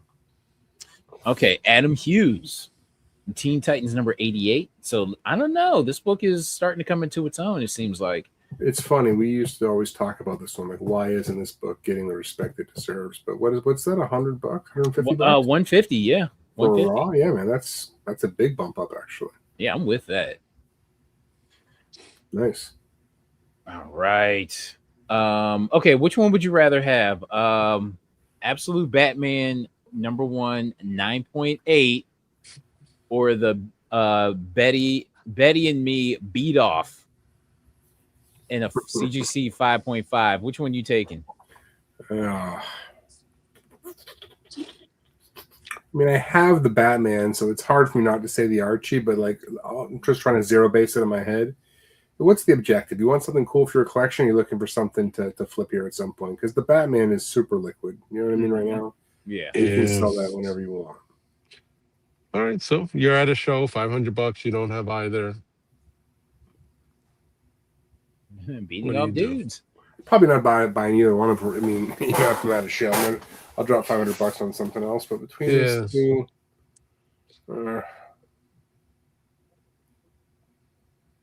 probably the Betty and Me right now. But because the Batman, this little spike, it went from like 300 to 600, right? The 9.8s, they were like 300 all, and they were getting softer, but you could get them in the mid 2s pretty comfortably. And then yes. And then the well, not for nothing. Before the news drop of the anime or the movie or whatever they're doing, animated series, this was actually starting to head in the direction of a little dip. And you could get them comfortably in the mid 2s. Yep. Right. And I think now the other way. I think you're going to fade again for a little while. It's not. You probably stay in the 4s, maybe high 3s. Before we start to see some evidence of that show, like you'll start to see, some trailers or released concept art or whatever it is, and then you'll get another big bump in that. So I would take the Betty and Me right now, because there's like 60 to 70 new 9.8s hitting the census every week. Yeah. So yeah, it's just about the timing of it. So I think for me, I'd buy the Betty and Me right now, because I think that book, it probably is just kind of steady in price. There's nothing. Right. And then I would say give up a Batman at $350. Yeah, I was listening to a Swaggle video just yesterday, and they were talking about the Absolute Batman on its increase, and that's the first thing one of them mentioned was how many 9.8s exist on the census already, and how many more are already being graded as we speak. So like Ben is saying, the Betty is probably going to hold long term. And I think it's just such a, like, some people are saying that Absolute Batman 1 is like the modern day Spider-Man 300, and it's not, because of that specific fact, which is how many 9/8s exist already. There aren't that many of a Spider-Man 9/8, 300. So yeah, but I can see why it's in that cat. It's both a heavily printed book, right? And there's a lot of demand for it. You know what I mean? Like it's not the worst comparison. I can definitely see why that makes sense. But you're right. I mean, there's a lot more 9/8s of these but like if you think about heavily printed books from certain eras, right. The argument is probably it can carry a higher price tag given its print run because of the demand behind it. But I can see why that makes sense. The only thing I would say to debate against that is that Venom was a completely, entirely new created character altogether. It wasn't a rendition of something that existed already. And words, even though he was based off of Spider-Man, like a dark side of Spider-Man, but Absolute Batman is just another version of Batman. And really, unless DC says we're just going to stay with Absolute forever, at some point it's going to end, just like New 52 and all this stuff. So. Yeah, I guess I'm just like, when I talk to my LCS owner and he says, listen, we have kids coming in here buying these we've never seen before. Yeah, right. It's definitely reached a new audience, and I think you just got to be mindful of that. You know what I mean? Like it's definitely hit a new nerve out there, which is great for the hobby. And so just see, and depending, and if the show is iconic enough and good enough where it pulls in even more, then who knows? You know what I mean? Like who knows where it could go? But paying big bucks for a book like this is not the game that I like to play typically. So like I wouldn't be buying into this personally, which is not to say that it can't sustain. But yeah, these things are gonna continue to come to market. You're gonna have 20,000 of these 9/8s at some point if they're not there already. Do you agree with this? What's this? I look at as a new Ultimate Fallout 4, both have high 9.8 count. What do you think about the current price tag? I don't think it's that bad of a comparison, to be honest with you. Ultimate Fallout 4, though, it had like a 90,000 print run. You're talking about 300,000, right? And so UF4 is a 1 in 25 incentive versus a cover A. No, even the cover A. The cover A is going for about 1,200 these days in 9/8. No, I'm talking about versus this cover A. He's comparing that in his comment, meaning like he feels like this Absolute Batman is like Ultimate Fallout 4. Right, but he's not talking about the Jervik specifically, right? He's just saying. I think just the. I thought he was. No, because just that regular Mark Bagley has a lot. There's a lot. There's so many out there. Yeah, I've seen we've seen long boxes. Okay. Yeah, there's 90,000 to 100,000, but the Batman is 300,000. And so I don't know. We'll see. Once again, it's all about, does the demand hold for it or not? So it's an actual series, not any not like a movie. It should animated movie. It should be an animated series, I believe. What they've announced it, but who the hell knows? Okay. All right. Which is better, I think, to be honest with you. What the hell's up with this? Tomb Raider. She appeared in the last page. Oh. So she's entering the Energon universe now. G.I. Joe, A Real American Hero, number 330. So the 1 in 10 incentive sold is selling in the low 40s, high 30s. So okay, and it's the introduction of Lara Croft Tomb Raider. Yeah. Oh, sorry, not the Unender. This is just the main G.I. Joe. This is A Real American Hero. Sorry. Yeah, this is she's just part of that. Do we really need synergy with other image properties? Do we need that? I don't know. People got pretty excited about it. We'll see where they go with it. But she had like the original costume on, and they're going to do a gazillion second prints with her on the cover. Okay, so is her name Tomb Raider? I mean, is that her code name? I haven't had a chance. I just got the book today. I found these, not this one. I just got the cover A. I just found one today. I haven't read it yet, but I flipped to the back, and I mean, it's her clear as day. Okay. Okay, now does this mean there's a spike in Tomb Raider #1s and like the value? Let me see. Anything? I don't think so. Where's #1? Yeah, here's #1 right here. Is what, $10?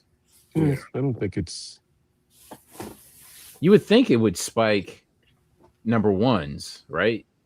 Well, when Angela crossed over to Marvel, it didn't make Spawn #9 go crazy. Like, it did get a little more attention, but it's not like it didn't go through the roof or anything.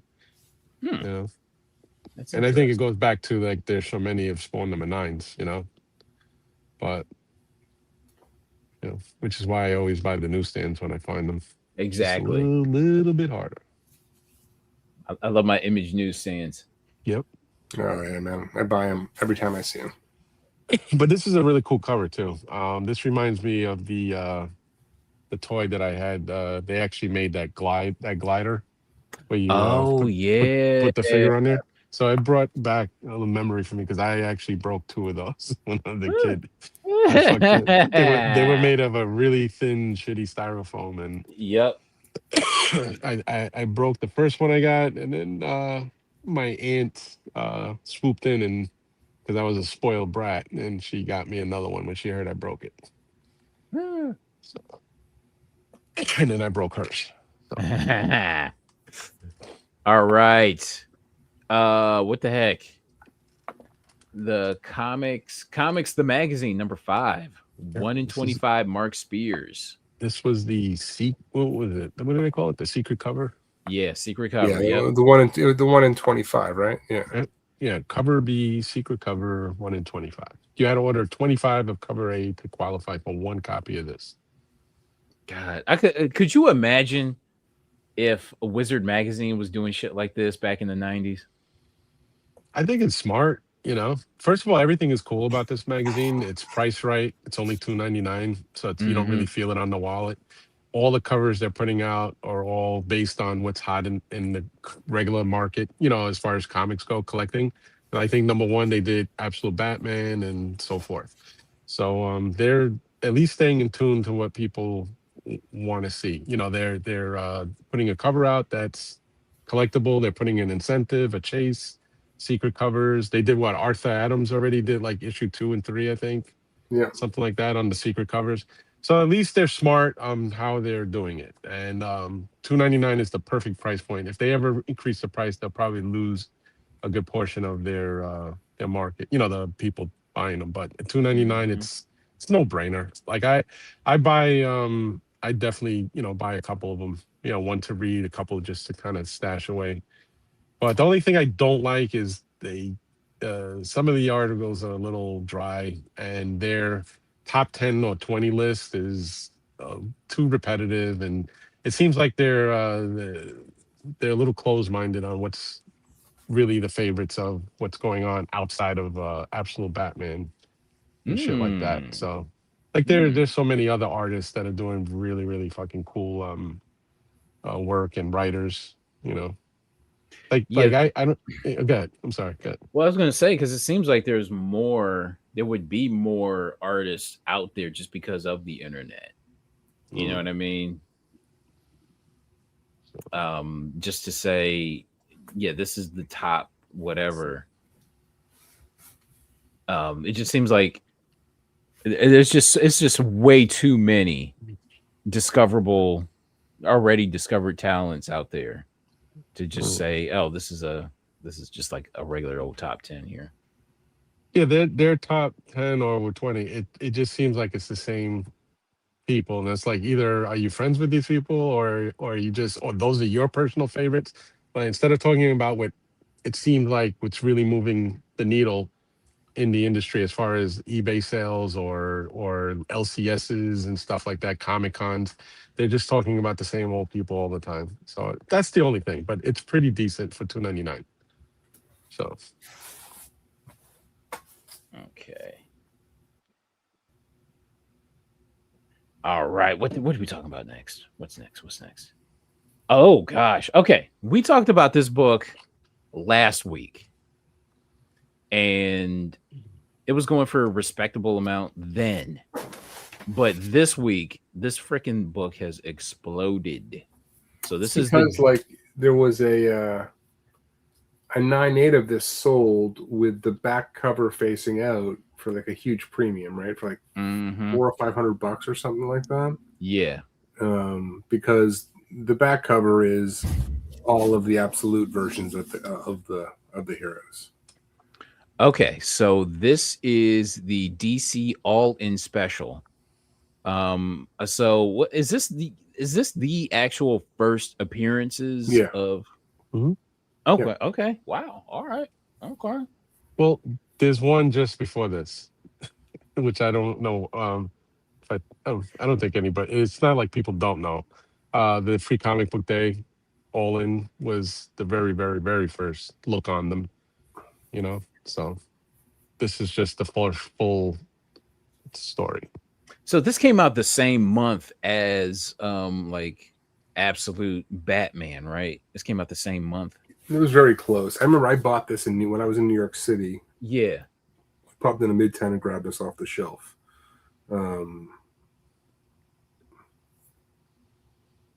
Okay, I've done a lot of dumb things, but the smartest thing so far was buying this for $10 a few months ago. Oh, nice. Hallelujah. Yeesh. I'd be passing up books like it ain't nobody's business.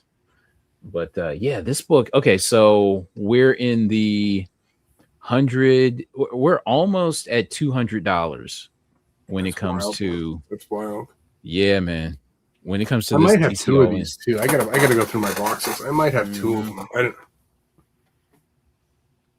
Let me see what this book. Okay, so these are okay. So these sales are from like a couple days ago. Let's see. DC All-In Special First Print. Where are we at now? Where are we? What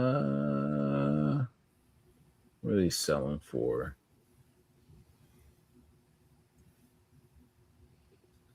Okay. So yeah, this one sold for $110, but right. I think this is okay, yeah, this thing is all ticked up and shit. So okay. 100, we're in the $150 range so far when it comes to this. Plus a 9.8 sold for $349. Okay, all right. Okay. All right, sweet. It's weird because like the Free Comic Day goes for shit. Yeah, oddly enough. Free Comic Day is like a $15-$20 book. And then there's an oddball one where it's a Free Comic Day blank cover, which I thought would probably get some attention, but it didn't. Mm-hmm. And speaking of DC All-In, now we get to check in on the 1 in 25s. Yeah, this thing's hot as hell too. Jeez. Okay, so we're in the cover $400 range when it comes to this bad boy here. Gosh, dude, we were talking about this months ago, and this was going for like maybe 100 or so. Yeah, man. Damn, should have picked this up at 100. Holy cow! Just like okay, so it's the same way where like when the 9.8s of Absolute Batman were going for like what $250. It's just like, you should just bit the bullet and bought them then. You know what I mean? Yeah. When did these sales end? What were the dates on them? July 11th. Yeah, basically all this week. Yeah. Yeah, because the new ones that are up right now that they just threw up, they're all like in the 600 to 800 range, asking price. With best offers. Right. So then there's a guy that has a 9.8 CGC slab, 1 in $25,000. Make a best offer. Yeah. Yeah. Okay, so what are you taking? This or the Adventure Comics Lee Bermejo? I'm gonna go with the Bermejo personally. I mean, just for nostalgia's sake. Uh-huh. What are you saying? The 1 in 25 all in, or this 1 in 25, right? Yeah. Yeah. Right. Yep. Well, if it's for me to keep, I'm buying the Bermejo. If I'm looking to buy and then make some money, I'm going, right away to sell. I'm going with the all in. Because I won't have any problem getting rid of, the all in. Like, I can give a shit. This right here, I'd want to find and keep. Yeah. So. Okay. All right. The comic. I've never seen this cover before, or at least I've never noticed it. Comics Journal 152. Todd McFarlane. This sold for $75. Okay, I've seen that before.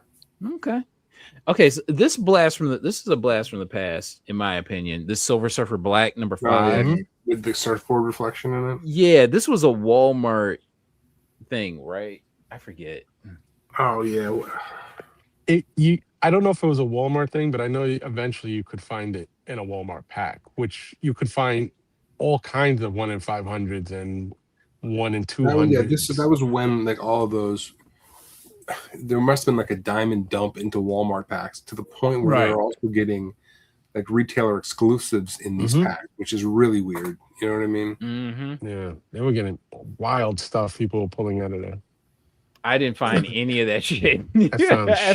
I found 0.0.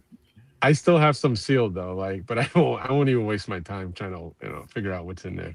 So okay. Batman 608 second print. This book is going nuts. So wow. Oh, raw. This is raw.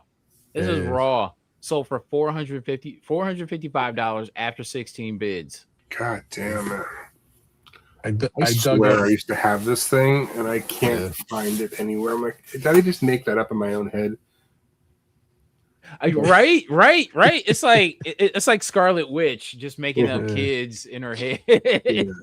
Comic books I don't have, but I swear I had this book.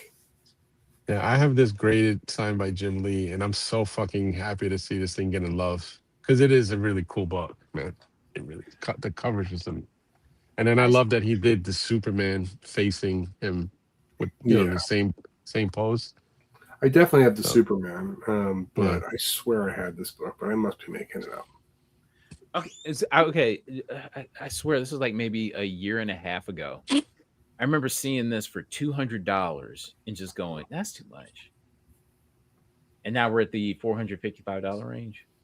And it's creeping up. This is going up in increments because I think the first time you talked about this, it was around a $325, $350.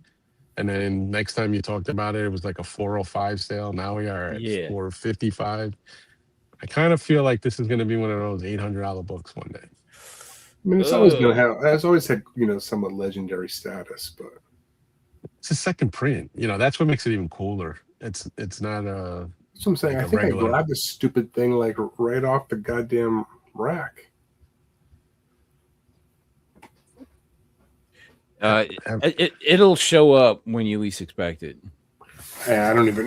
I have to go through some old boxes or something. Yeah. But I'm floored at the price of this. Yeah, man.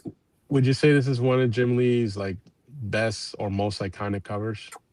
Yes, I would say so. I get some other ones in my mind that I'd rank above this, but there's the book itself like elevates it. I would say as far as him at DC, this might be like top. This might be the top. Now, there's a virgin foil of this that was a con exclusive. Right. And I grabbed that and got it signed by him, and it got a 9.8 as well. So I have like the second print, and the con exclusive, both signed and graded. So. Okay, do you think that foil up the profile of this? No, this was already cool before that. In fact, I almost didn't want to buy the foil because I was just like, I thought it was overkill. Because at the time they were doing that, do you remember when the cons were just like pumping out foils like it was like 3 years foil ago, was gold? Yeah, it was so fucking boring to see anything shiny at a con now. I was like so sick of it. And when the guy posted these on his table, he had the trade foil and the virgin foil, and I was just like, come on, dude. And then they had the really tough one, that RRP cover that was also foil, and I bought that one as well, and I flipped it, and I flipped it for 500, and I think I only paid like 100 for it. So I was just like, so it basically covered my expense on all of them that I bought, just in one sale. So but it, I don't think it kills this one at all, and I don't think it brings any light to it, because this was going to get its love no matter what. I do find when they were doing those limited releases at cons of these older books, they didn't hurt the price of them. Then they kind of just shine a light on it. I think it helped them, but in the long term, even though it annoyed people. Yeah. Just taking a look, just revisiting, just checking in. Did the Dirty Pair, Adam Hughes? Love it. I have all three of these. It's probably one of the best homages ever done. Mm-hmm. So this one sold for $177 after 29 bids. So, and then next is Spawn 220 retailer incentive sketch sold for $375 after 13 bids. I love it. And next is Hulk 337. That's a way high sale for that condition. For a 5.5. What the heck? Yikes. Dude, I had a raw 8.5 on my wall for like 3 months. And I had it up there for $300. And this motherfucker sold his 5.5 for $211. And I had a guy bust my fucking balls over the 300 price. He kept telling me about, oh, you can't press that I said, no shit. I said, that's why it's 300. Right. And then, but we talked about this book to the point where he wore me down, and I think he wound up getting it for like $265 off of me. Man. I was just like, I want to be done with it now. After talking to you, I don't like it anymore. So. That's how they do. That's how they do. No, I have a high grade copy of this slab, but I was like, I got the raw copy for cheap. But this sale is crazy for a 5.5. Damn, I know, right? Shit. Okay. Saga #1 checking in. So what is this? The whatever. How'd you get this? It was the RRP. It was the retail roundtable program. Yeah. So it was basically for dealers only. This is one of my all-time favorite modern books. Like, I just gotta bite the bullet on this stupid fucking book one day.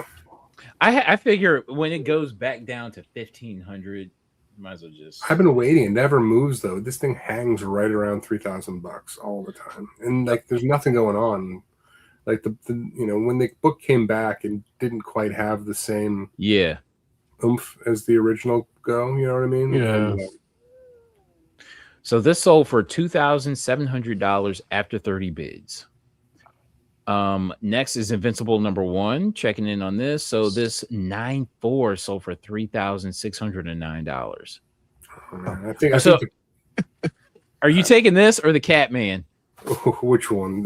I have the Invincible. I got it for $600. Why would I pay $36? What do you think your grade is? I'd say conservatively a 9.4. So for me to make 6x my money, I'm pretty happy. You really got a great deal on that. And I tried to haggle, and he's like, he would. Well, because I only had 500 on me, and I'm like, I'll give you. I get $500. You take it? He's like, no. Damn. So when I went and found a cash machine and came back, I thought somebody was going to snipe it while I was gone. It was just sitting in a box in the eye section. That's it. I was just going through. Seriously? Yeah. It wasn't up on the wall. No. God dang. Was it at least an invincible box? Like meaning just like a run? No, it was just the eyes. There was just like he had them broken up by like just letter. And it was That's probably why you got it so cheap though, because he didn't give a shit. Jesus. Like he knew what it was worth, but he was just like, I'll be happy if I just get this, you know? Yeah. All right. I got Bay City Jive, the Campbell cover for $2 from him. Like, yeah. Okay. Graphic Fantasy. This is a book you don't see very often. Yeah, this is what, First Savage Dragon? First Savage Dragon, yep. Yeah, I mean, Savage Dragon's got a little bit of a pop because of the most recent issue.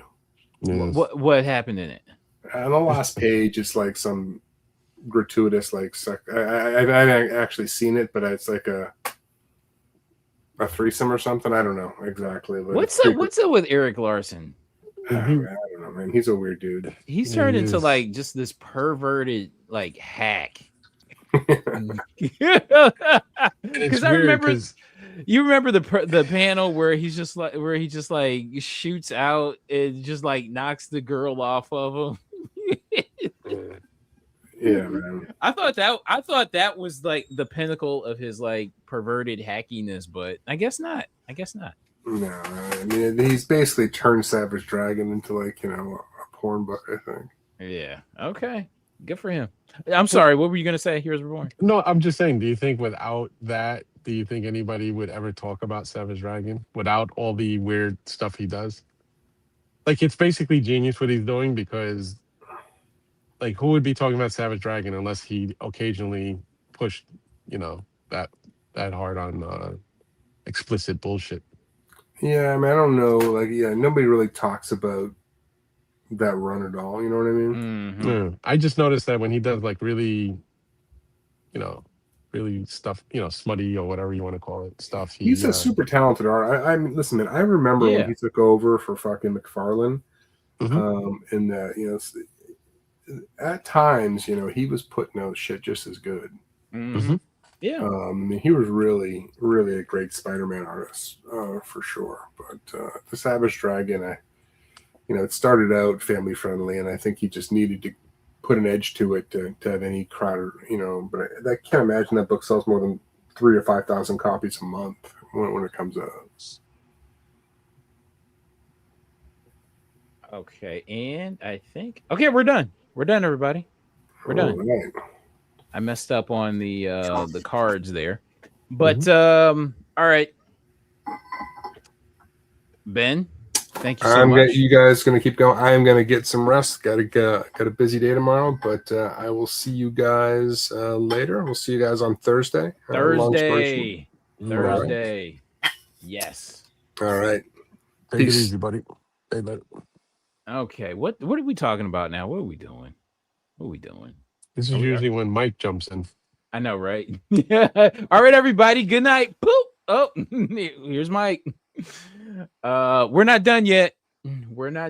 Everybody. So we're gonna see what the hell sold out at Midtown for this week. We're gonna see what the hell is going on. What's gonna be the winner? What's gonna be the winner? Did you hear about this thing called let me just so I don't fuck up the name. There's a book that's getting a lot of attention, and it's not a new book. It's like from 2018, I think. Yeah. It's shoot. The Bone Parish. It's a mini series from 12-issue series. I think I know what you're talking about. Yeah, that thing got optioned, and when I didn't quite know if I ever bought it, like because I started looking at covers and it just didn't like look familiar, and then it seems to be it's getting a huge. It's just I thought you were going to cover it at some point during the show because it's getting a whole lot of love lately and on the secondary market. And the premise of the book is something like they drug dealers are taking cremated bodies and selling them as drugs. And it kind Yes. of gives me that vibe. I don't know if you remember this old Charlton Heston movie called Soylent Green, Yeah. where it's dated in the future, and then he It's finds out people. that Yeah. they're feeding people. That Soylent Green is actually human remains. You know, like they've converted it into food. So I'm like, it feels like almost like a modern day twist on that. Like somebody's gonna eventually find out that what they've been snorting and sniffing and getting high off of and partying with is, you know, cremated bodies. And I just thought that was it's a cool premise for a dark movie. You know what I mean? That has an insane twist towards the end.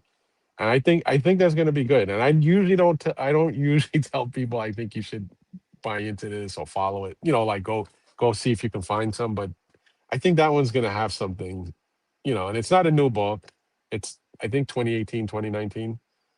So, and it's got a really cool #1 cover A. You know, matter of fact, there's a cover A.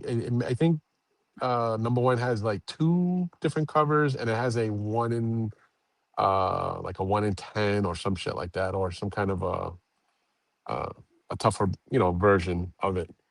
But just keep an eye on it for people who like really cool stories. It sounds like a good story. I found a set, so I'm waiting for it to arrive so I can read it because I really do want to read it. So okay, I put this on the thumbnail and I didn't even talk about it. Do a power bomb, black and white. Yeah. Um, I grabbed this. I didn't read it yet, so I don't know much about it. But there's a cool cover, a black and white cover. It's not these. There's another one that I found. It's because I bought this cover, you know, which is I believe the cover A, that pink cover with her on it. Yeah. And then I think this that is one there, okay. the body shot there, what is that called? I don't know what they're calling that. I don't know if it's cover B or cover C, but the one with like her body is in it. My LCS got that late in a late shipment of books, and they put that out, and I walked in and I was like, I swooped it off. So I thought it was a cool cover, so I grabbed it. Yeah, it's a good cover. I wish I noticed. Okay, so yeah, I think this was like a cover price book. Yeah. Not necessarily an incentive. So, and it's selling like in the $30 range. So very impressive. Yeah, like and again, I'm not going to say it's great or anything because I didn't read it yet, but I bought it originally bought it based off of cover art. Exactly. It's a really, really cool cover. And then when I saw that cover of the girl in black and white, her body, I was like, wow, that's cool too. And I snatched it, and it was, I think they only had like matter of fact, there was only 1 copy on the wall when I got to my LCS. So I don't know how that was offered, that black and white copy, but he only had 1 on the wall when I walked in, and he said it came in with their books that were delivered late. So I was like, fuck it, I'm taking this shit. Okay. So what are they selling that one for? The black and white one with her body on the cover. The one that scroll down just a little bit, I think. Is it just regular? What, this one? Yeah, $6 book. Yeah, $6. Yeah. So, but I bought it cover art. So. All right. Cool. Yeah. All right. Yeah, I figured I'd talk about that since I put it on the freaking thumbnail. Oh. All right. Now let's see what the hell is sold out at Midtown, shall we? Sure. We're just scrolling, seeing what catches our eye. If anything sells out, let's see. Shoot. I don't know. Catwoman didn't sell out. Is this FOC or is this, what are we looking at here? This is for This is coming up this week, this Wednesday. All right, because they look like they're re-releasing Absolute Catwoman 1. Is that like a second print that you scroll past? Because the covers look all the same. Yeah, it's all second prints. All right. We're just scrolling. I'm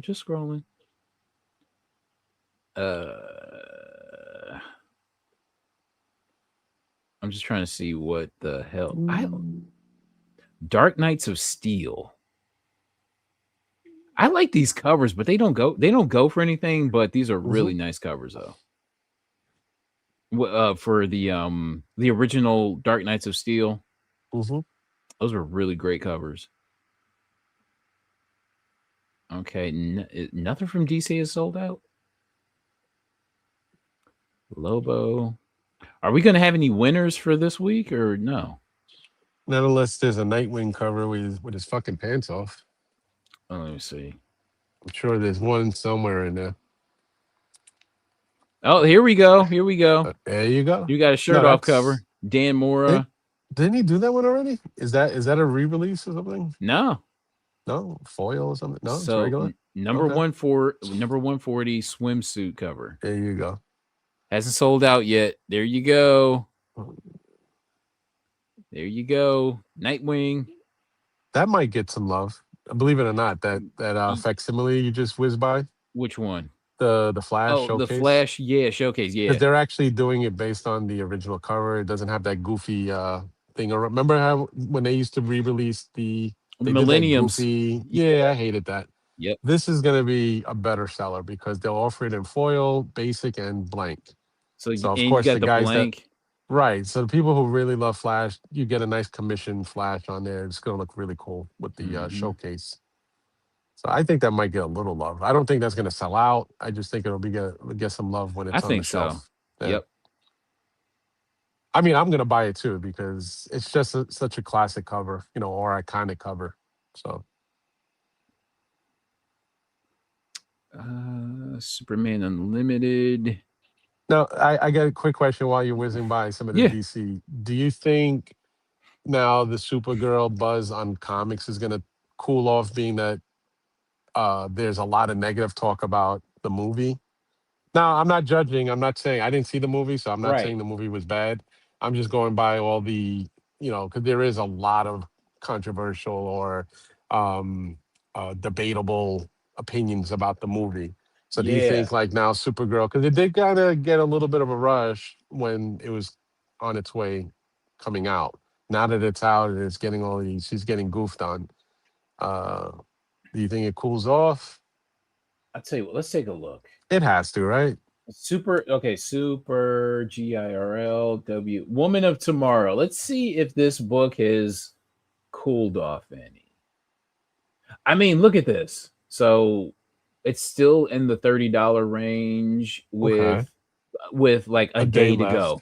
Yeah. So let's see what this thing is selling for. Let's see. Because wasn't the high in that book somewhere around $80? I think for a raw copy. I feel like it was, because I feel like the absolute high was like 80. Okay, Supergirl. All right. So this, what is this? That's a CGC 98, yeah. Sold for $127. So yeah. And that was July 12th, which is just a couple of days, a day. As a matter of fact, today. July 12th had the entire set of 1 through 8 for $240, $250. So it's still holding some value. You know what I'm saying? So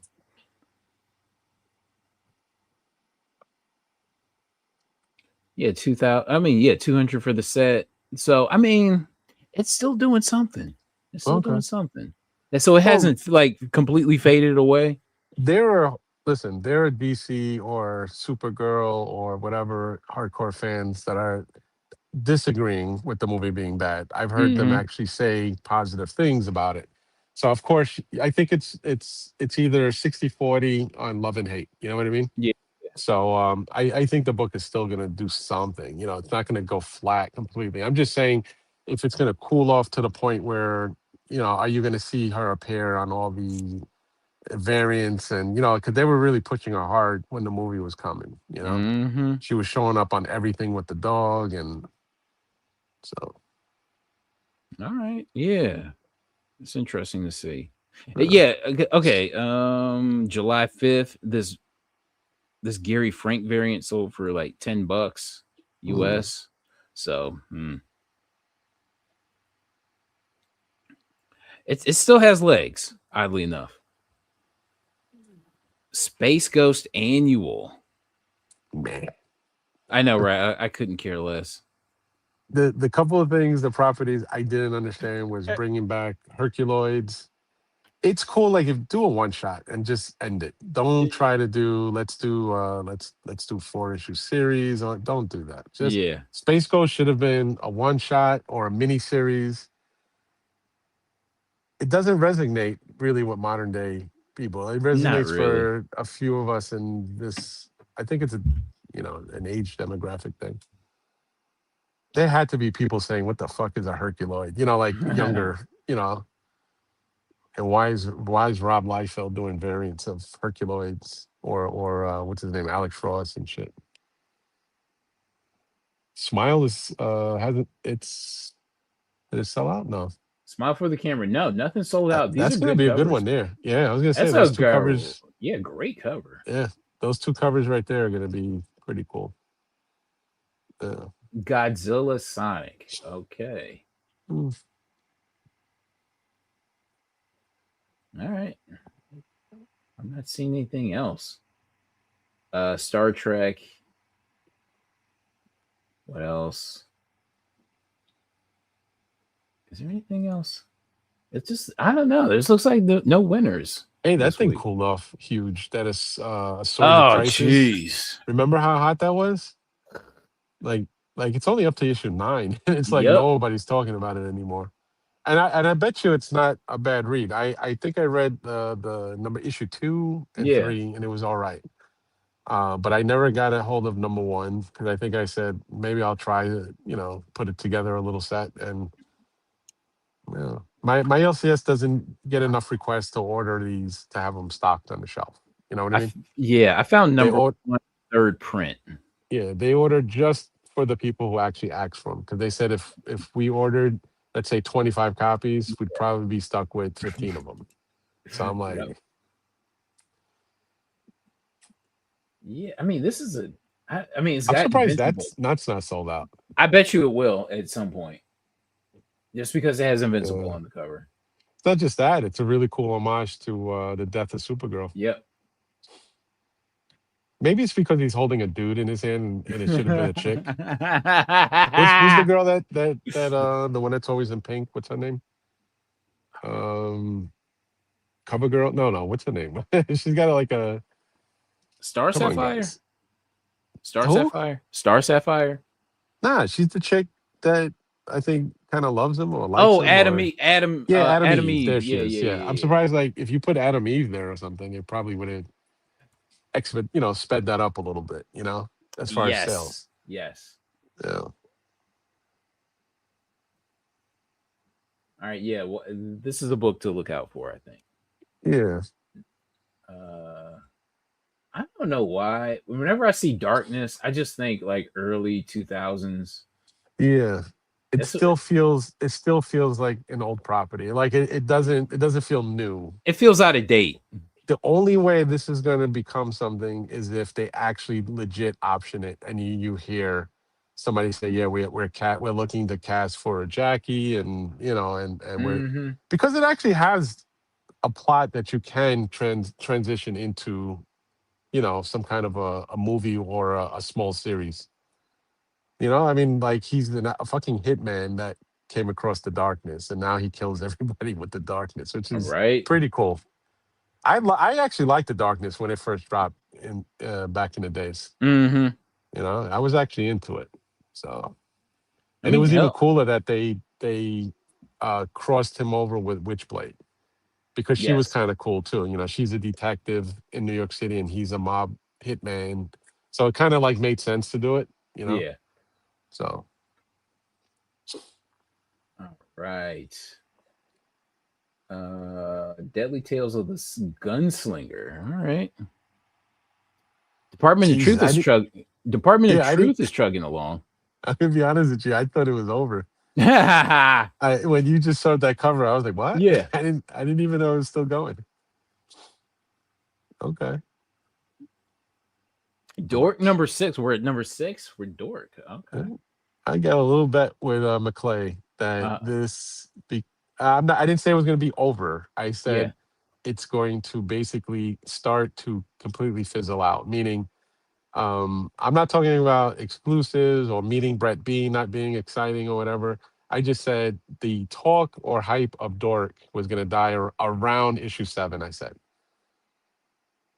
So I'm going to be honest. I don't hear anybody at my LCS running in, because when Dork first dropped, if you were in my store, first thing you heard what people were saying is, do you have any Dork? Like that was like, and you heard that from at least 10, 15 people walking in the store. Yep. Like, is it sold out already? Can I get a copy? Do you think you can reorder it? And you heard that for the first 2 issues. Then 3, not so much, because 3, now LCSs were ordering enough and they were there. But issue 1 and 2 was like, people were really getting, nuts coming in asking about it. It was the talk. It just never, nonstop. But now I'm going to be honest with you. From issue 3 to 5, I have not heard anybody ask or talk about Dork in the store. And I'm not wishing it bad. Yeah. I think it's cool. I want comics to thrive. I want everybody to have fun. Yes. I want Brett Bean to succeed. I like him. I liked when he was doing I Hate Fairyland.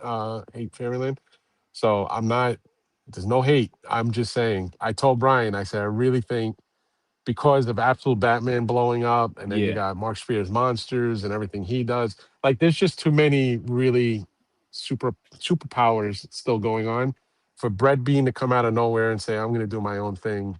It's cool, but if you read comics enough, he's been doing I Hate Fairyland for quite some time, and people weren't falling, off the chair for him then.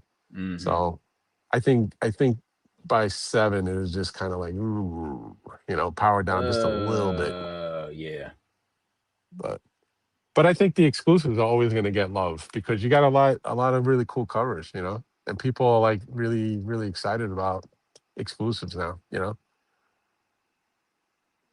like it's a thing, Yeah. Like Brett Bean, all he has to do really is do some Whatnot live sales and start signing books and doing remarks, and he'll get, all the energy back. I think even he's taking a little bit of a break, He's been overwhelmed. I remember seeing him at MegaCon, and dude had nonstop lines, like all no fucking shit. day. Oh shit, it didn't stop. Good for him. All from morning, till the doors open till the doors closed. There were nonstop lines, and he's a super nice guy. He entertained everybody's conversations, questions, pictures. Very nice dude. He was doing some giveaways. He was doing remarks.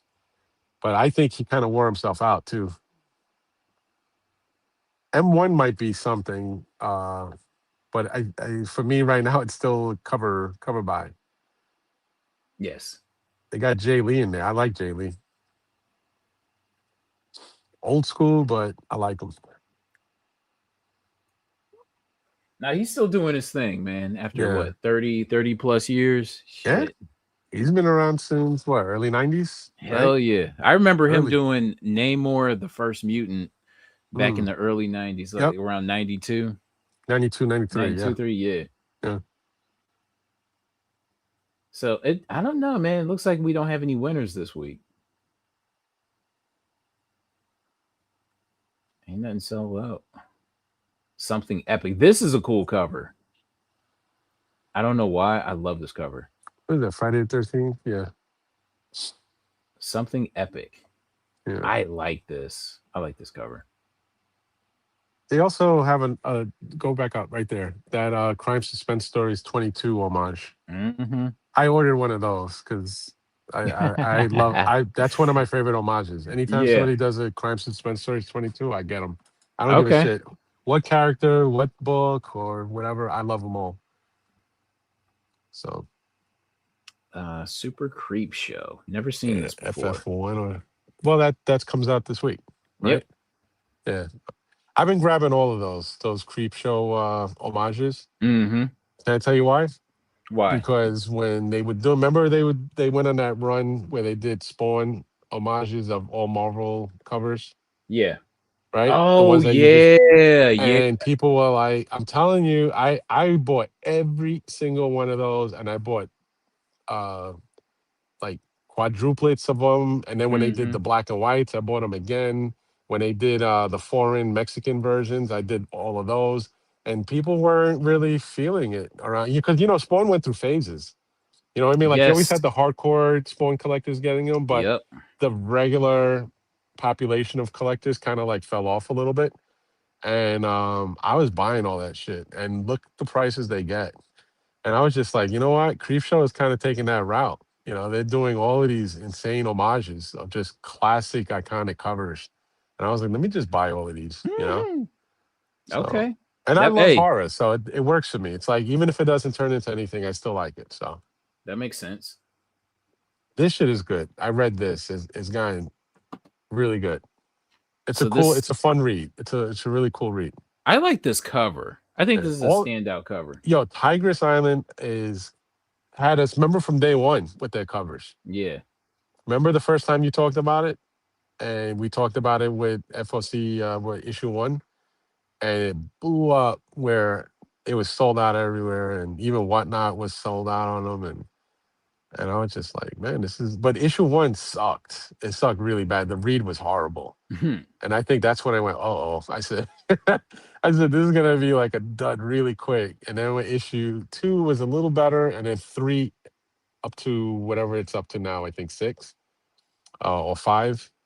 It's 3, 4, and 5. 3 and 4 were really fucking good. Like really fun reads. So, yeah. What the fuck is this? So we were talking about perverted hacky. Yeah, look at it. Erik Larsen. What the fuck is this? Yeah. That's like that's a whack job Modern Family right there. Bro. If you think about it, right? Chick is just like, fuck it. She's wearing her fucking he's wearing pothead shit, and the kids are like, fuck it. God damn. Oh, fucking Erik Larsen. God damn. Yeah. All right. Do you feel like he's so fucking like? Do you think he's personally fucked up like that? Like meaning like he's a little probably yeah. Like if you were to think name one artist or writer that's gonna wind up getting arrested one day for some fucked up shit. Oh shit! Oh, have you ever heard of the guy? He was a head of like some cartoon museum, and he got busted for I forget his name already. I heard. I don't know the guy, but I heard the story. Yeah, he got busted for putting his cell phone in the bathroom when he had like a dinner party at his house. Yeah.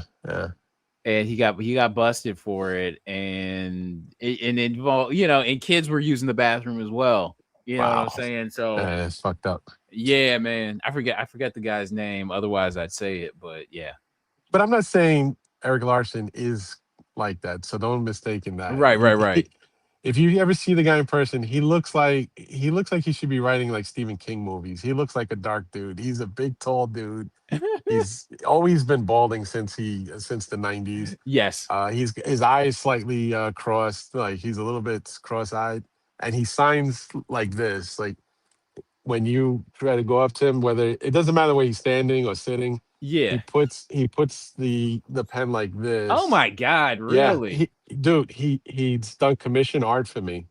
He signs and does art the exact same way. Seriously, how do you he puts it between his knuckles, and then I watched him do it, and I was just like, I even asked him the first time I ever seen him do that. I said, "Did you hurt your hand or something?" He just looked at me, and he goes, "No." He goes, "This is how I hold the pen." I said, "All right."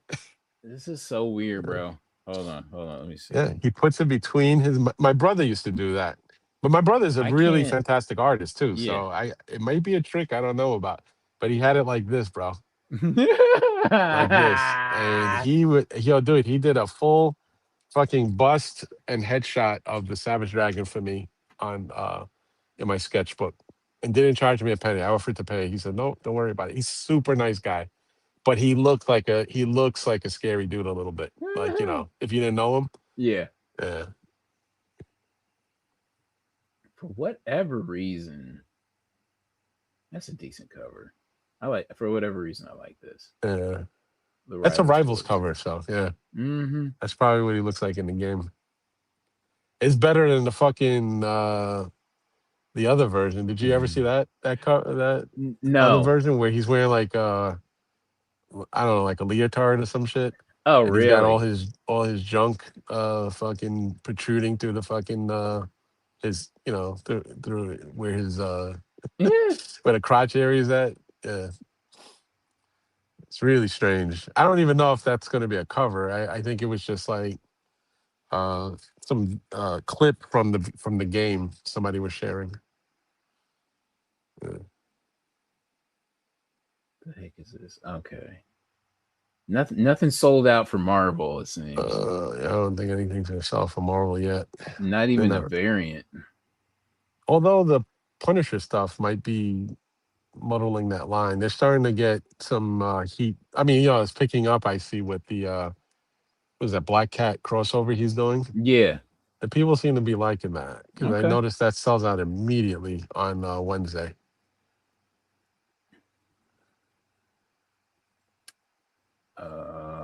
Well, what if Jessica Jones? What is she gonna be? What's the what if? Does she was say? Like had Spider-Man's powers. Oh, that's right. Everybody's what if some character became like Spider-Man, right? Yeah. Yep. It's all right, I guess. That's a cool little. Okay. What the hell else? I mean, bunch of other shit. What is that Banana Man? What is that? It's a one shot? Yeah, one shot. That has a little bit of a cool factor, right?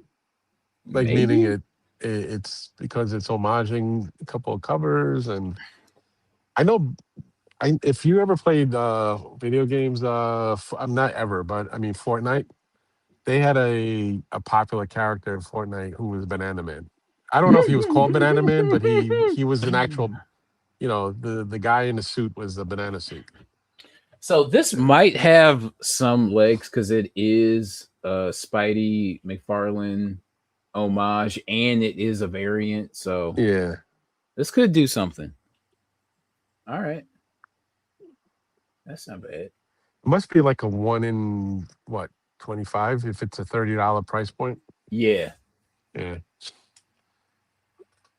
gonna grab one of those. I like that.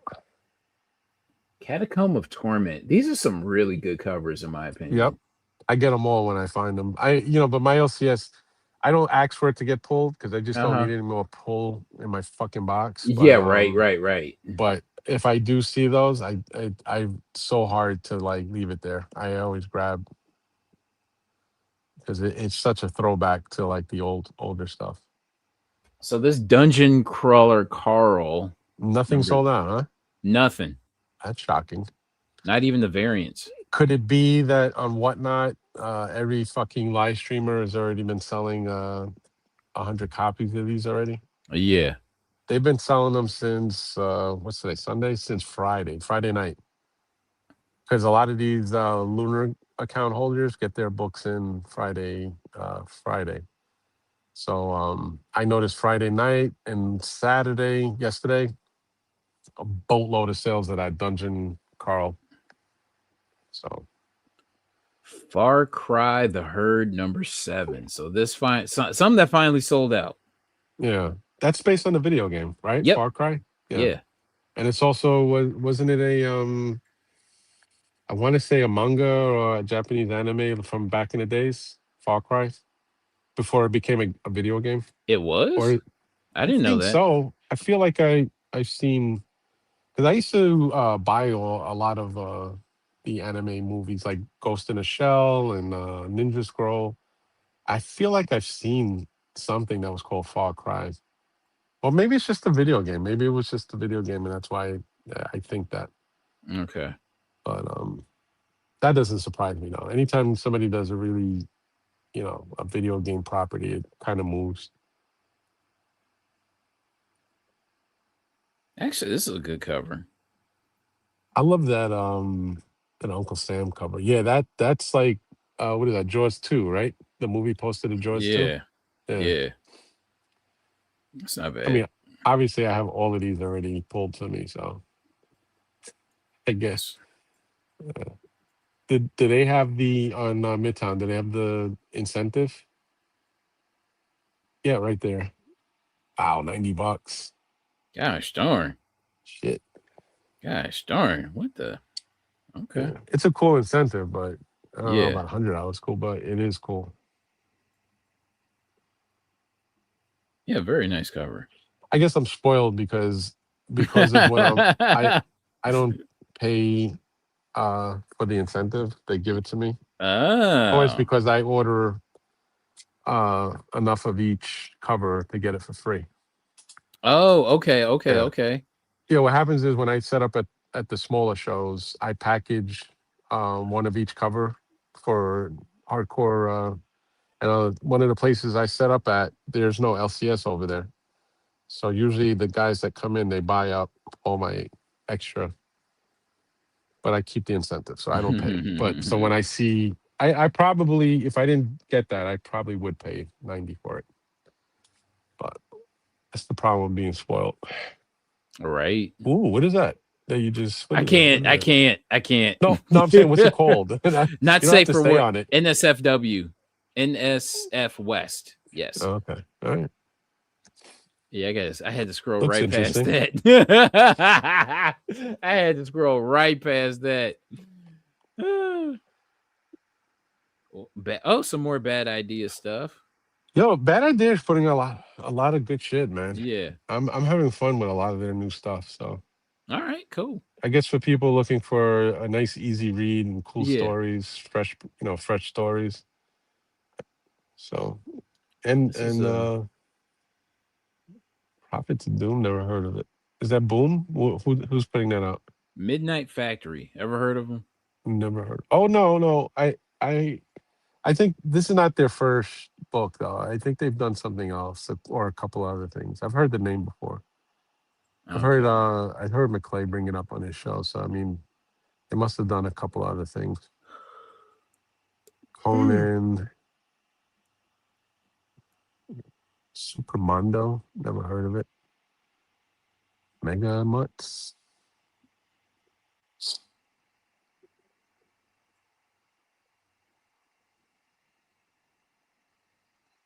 It's a cute cover there. Super. Okay. So this $90. They're homaging Image books.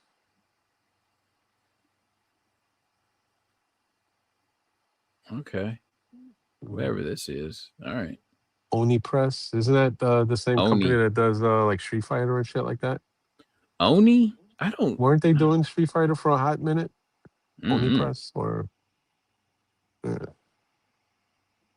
Tankers. I don't care about any of that shit. Valiant. Alien Books. Why does Alien Books? What does the Alien Books have to do with Valiant? I don't think Valiant didn't they sell off all their guys? Let me see. Who owns Valiant? Okay. We gotta look up who owns Valiant. Who owns Valiant Comics? Okay, Valiant was sold to DMG Entertainment in 2018. In 2023, Valiant Comics announced a licensing partnership with Alien Books. Oh. Yeah. Which would take over publishing Valiant's characters. Ew. You're right, DJ. The Fortnite banana character is Peely. Now that you say it. Because my son was hardcore Fortnite, and I just remember thinking it was such an interesting character. 83 covers for Dungeon Crawler. Holy shit. Seriously? And it's only Dungeon Crawler number 0. It's not like it's... Come on, man. Wow. Dude, you know, I like this. They're going to fuck themselves so bad, these companies. I know, right? They're going to kill... They're going to kill the collectability. This is a good cover. Yeah, it's a really good cover. Why does that feel like, you know what it is? I bet you it is. It's a little bit of an homage to the Alex Ross Harley Quinn Ding, ding, ding. Right? Yes. You see the way he's holding her hand? It's the Yep. same way Joker was holding Harley's hand, and she's leaning back into his body, except for he's actually like cutting her throat. It looks like a violin thing. I like this cover. Yeah. It's really nice. And it's not sold out yet. Yeah, I gotta grab one. Not sold out. That's the Harley Quinn one shot. Dude, this should have been the incentive. Yeah, but you know what, too? The cover A's have been really hot for books lately. Yep. So maybe, the way they're looking at it is they're just reading the room and saying, you know what, let's just do what we would have put as the incentive. Let's do cover A. Like, we'll sell 1 billion cover A's, and if nobody wants the incentives, who gives a shit, So Watson versus Holmes, #1, regular cover A. That's a good cover. I like that. Yeah, DJ, you're right. It's Udon. I'm confusing Oni with Udon. The name is. It's like it's a little similar. I don't know what the hell any of this stuff is. Okay. All right. So I think we're finished up here. Yeah, buddy. All right. I appreciate you joining me. I'm going to show one thing. That's it. I bought a box of the Topps Chrome Marvel. Yeah. And I pulled from a mega box that I bought at Dick's Sporting Goods. This is a limited to 99 Ghost Rider by Perillo. And that's Perillo's signature on there. And the really cool thing is Ghost Rider has the fucking Infinity Gauntlet on one hand, and why he needs a shotgun in the other hand, I have no idea. Because once you have the gauntlet, like, what the fuck do you need a shotgun for? But it is such a fucking intense art that he put out. So that was my big pull from that box. So if you like Marvel or comic trading cards, Topps Chrome, I'm gonna be honest with you, it is super elite. Like, it is a really, really nice set. Every pack I opened, even the base cards are super, super fucking nice. So don't try to get the hobby box. The hobby box is already selling in the secondary market for around $600, I think. So stick to the blaster boxes that you should be able to get for around $40. Yeah. And the mega box around $69.99 or $69.95 at Dick's Sporting Goods. That's where I'm getting mine from. Yeah. So they're still available there. So cool. All right, everybody. Okay, so thank you, Mr. Longshore, for joining, and thank you, Dino, for jumping in. All right, everybody. We should do. I'm thinking fudge. I'm thinking hopefully a Tuesday flip side and Thursday. Long story short, and then we'll circle back with an all new. Maybe I don't know because I might be okay. So I'm gonna be at Cedar Point this Sunday. The amusement. You ever been to Cedar Point, the amusement park in Ohio? No. Okay. Fun time. I haven't been to Ohio ever in my life. So. not even like Buff. No, where's like the farthest point from like. Let's put it this way. I've never been close to Ohio, so I've never been in Ohio or anywhere around it. So that's the problem with being in New York. It's like anytime somebody tries to get you to some place that feels like it's off the map, it's like, nah, I'm good over here. Okay, so Cedar Point, the best amusement park in the world. So I'll probably be there that Sunday. So I don't know. I'm not sure if I might have time or not, but we'll see. Yep. All right, everybody. Hold on real quick. That's the Pulp show you're talking about? No. All right. I thought that was the Pulp show. All right. No, Cedar Point is an amusement park. All right. Yeah. All right. All right, everybody. We will see you later. And hopefully I think I might be doing, Cedar Point is a blast. Love Cedar Point. Real quick, anybody in the New York area at Royal Collectibles in Forest Hills, Queens, they're doing their Royals Lot Con, which is a very small comic con on the property. It's July 18th from 12 to 5. I'll be set up there. Tremendous setup with a bunch of other really great dealers. And then also you get to see the LCS. If you've never been there, it's definitely worth checking out. And on August 19th at Royal Collectibles, Frank Miller is doing a VIP signing there. So if you're looking to get Frank Miller, you can only get in. There's only 100 tickets. So contact Royal Collectibles if you're in the New York area for August 19th. It's from 4 to 7 p.m. So that's for the hardcore, Frank Miller. Only 100 tickets. There will be nobody else in the store allowed in there. So you have to have a ticket. Yeah. That's it.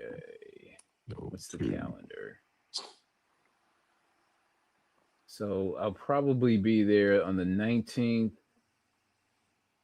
And yeah, most likely the 19th, unless it rains or some shit like that. But yeah, good time. All right, everybody. We will see you later, hopefully with a haul video sometime this week. All right, y'all. Thanks for joining me. You can be anywhere in the world, but you're here with us BSing about comics, and I appreciate that. And I love you guys. And we will see you later. All right. Bye. Bye. All right.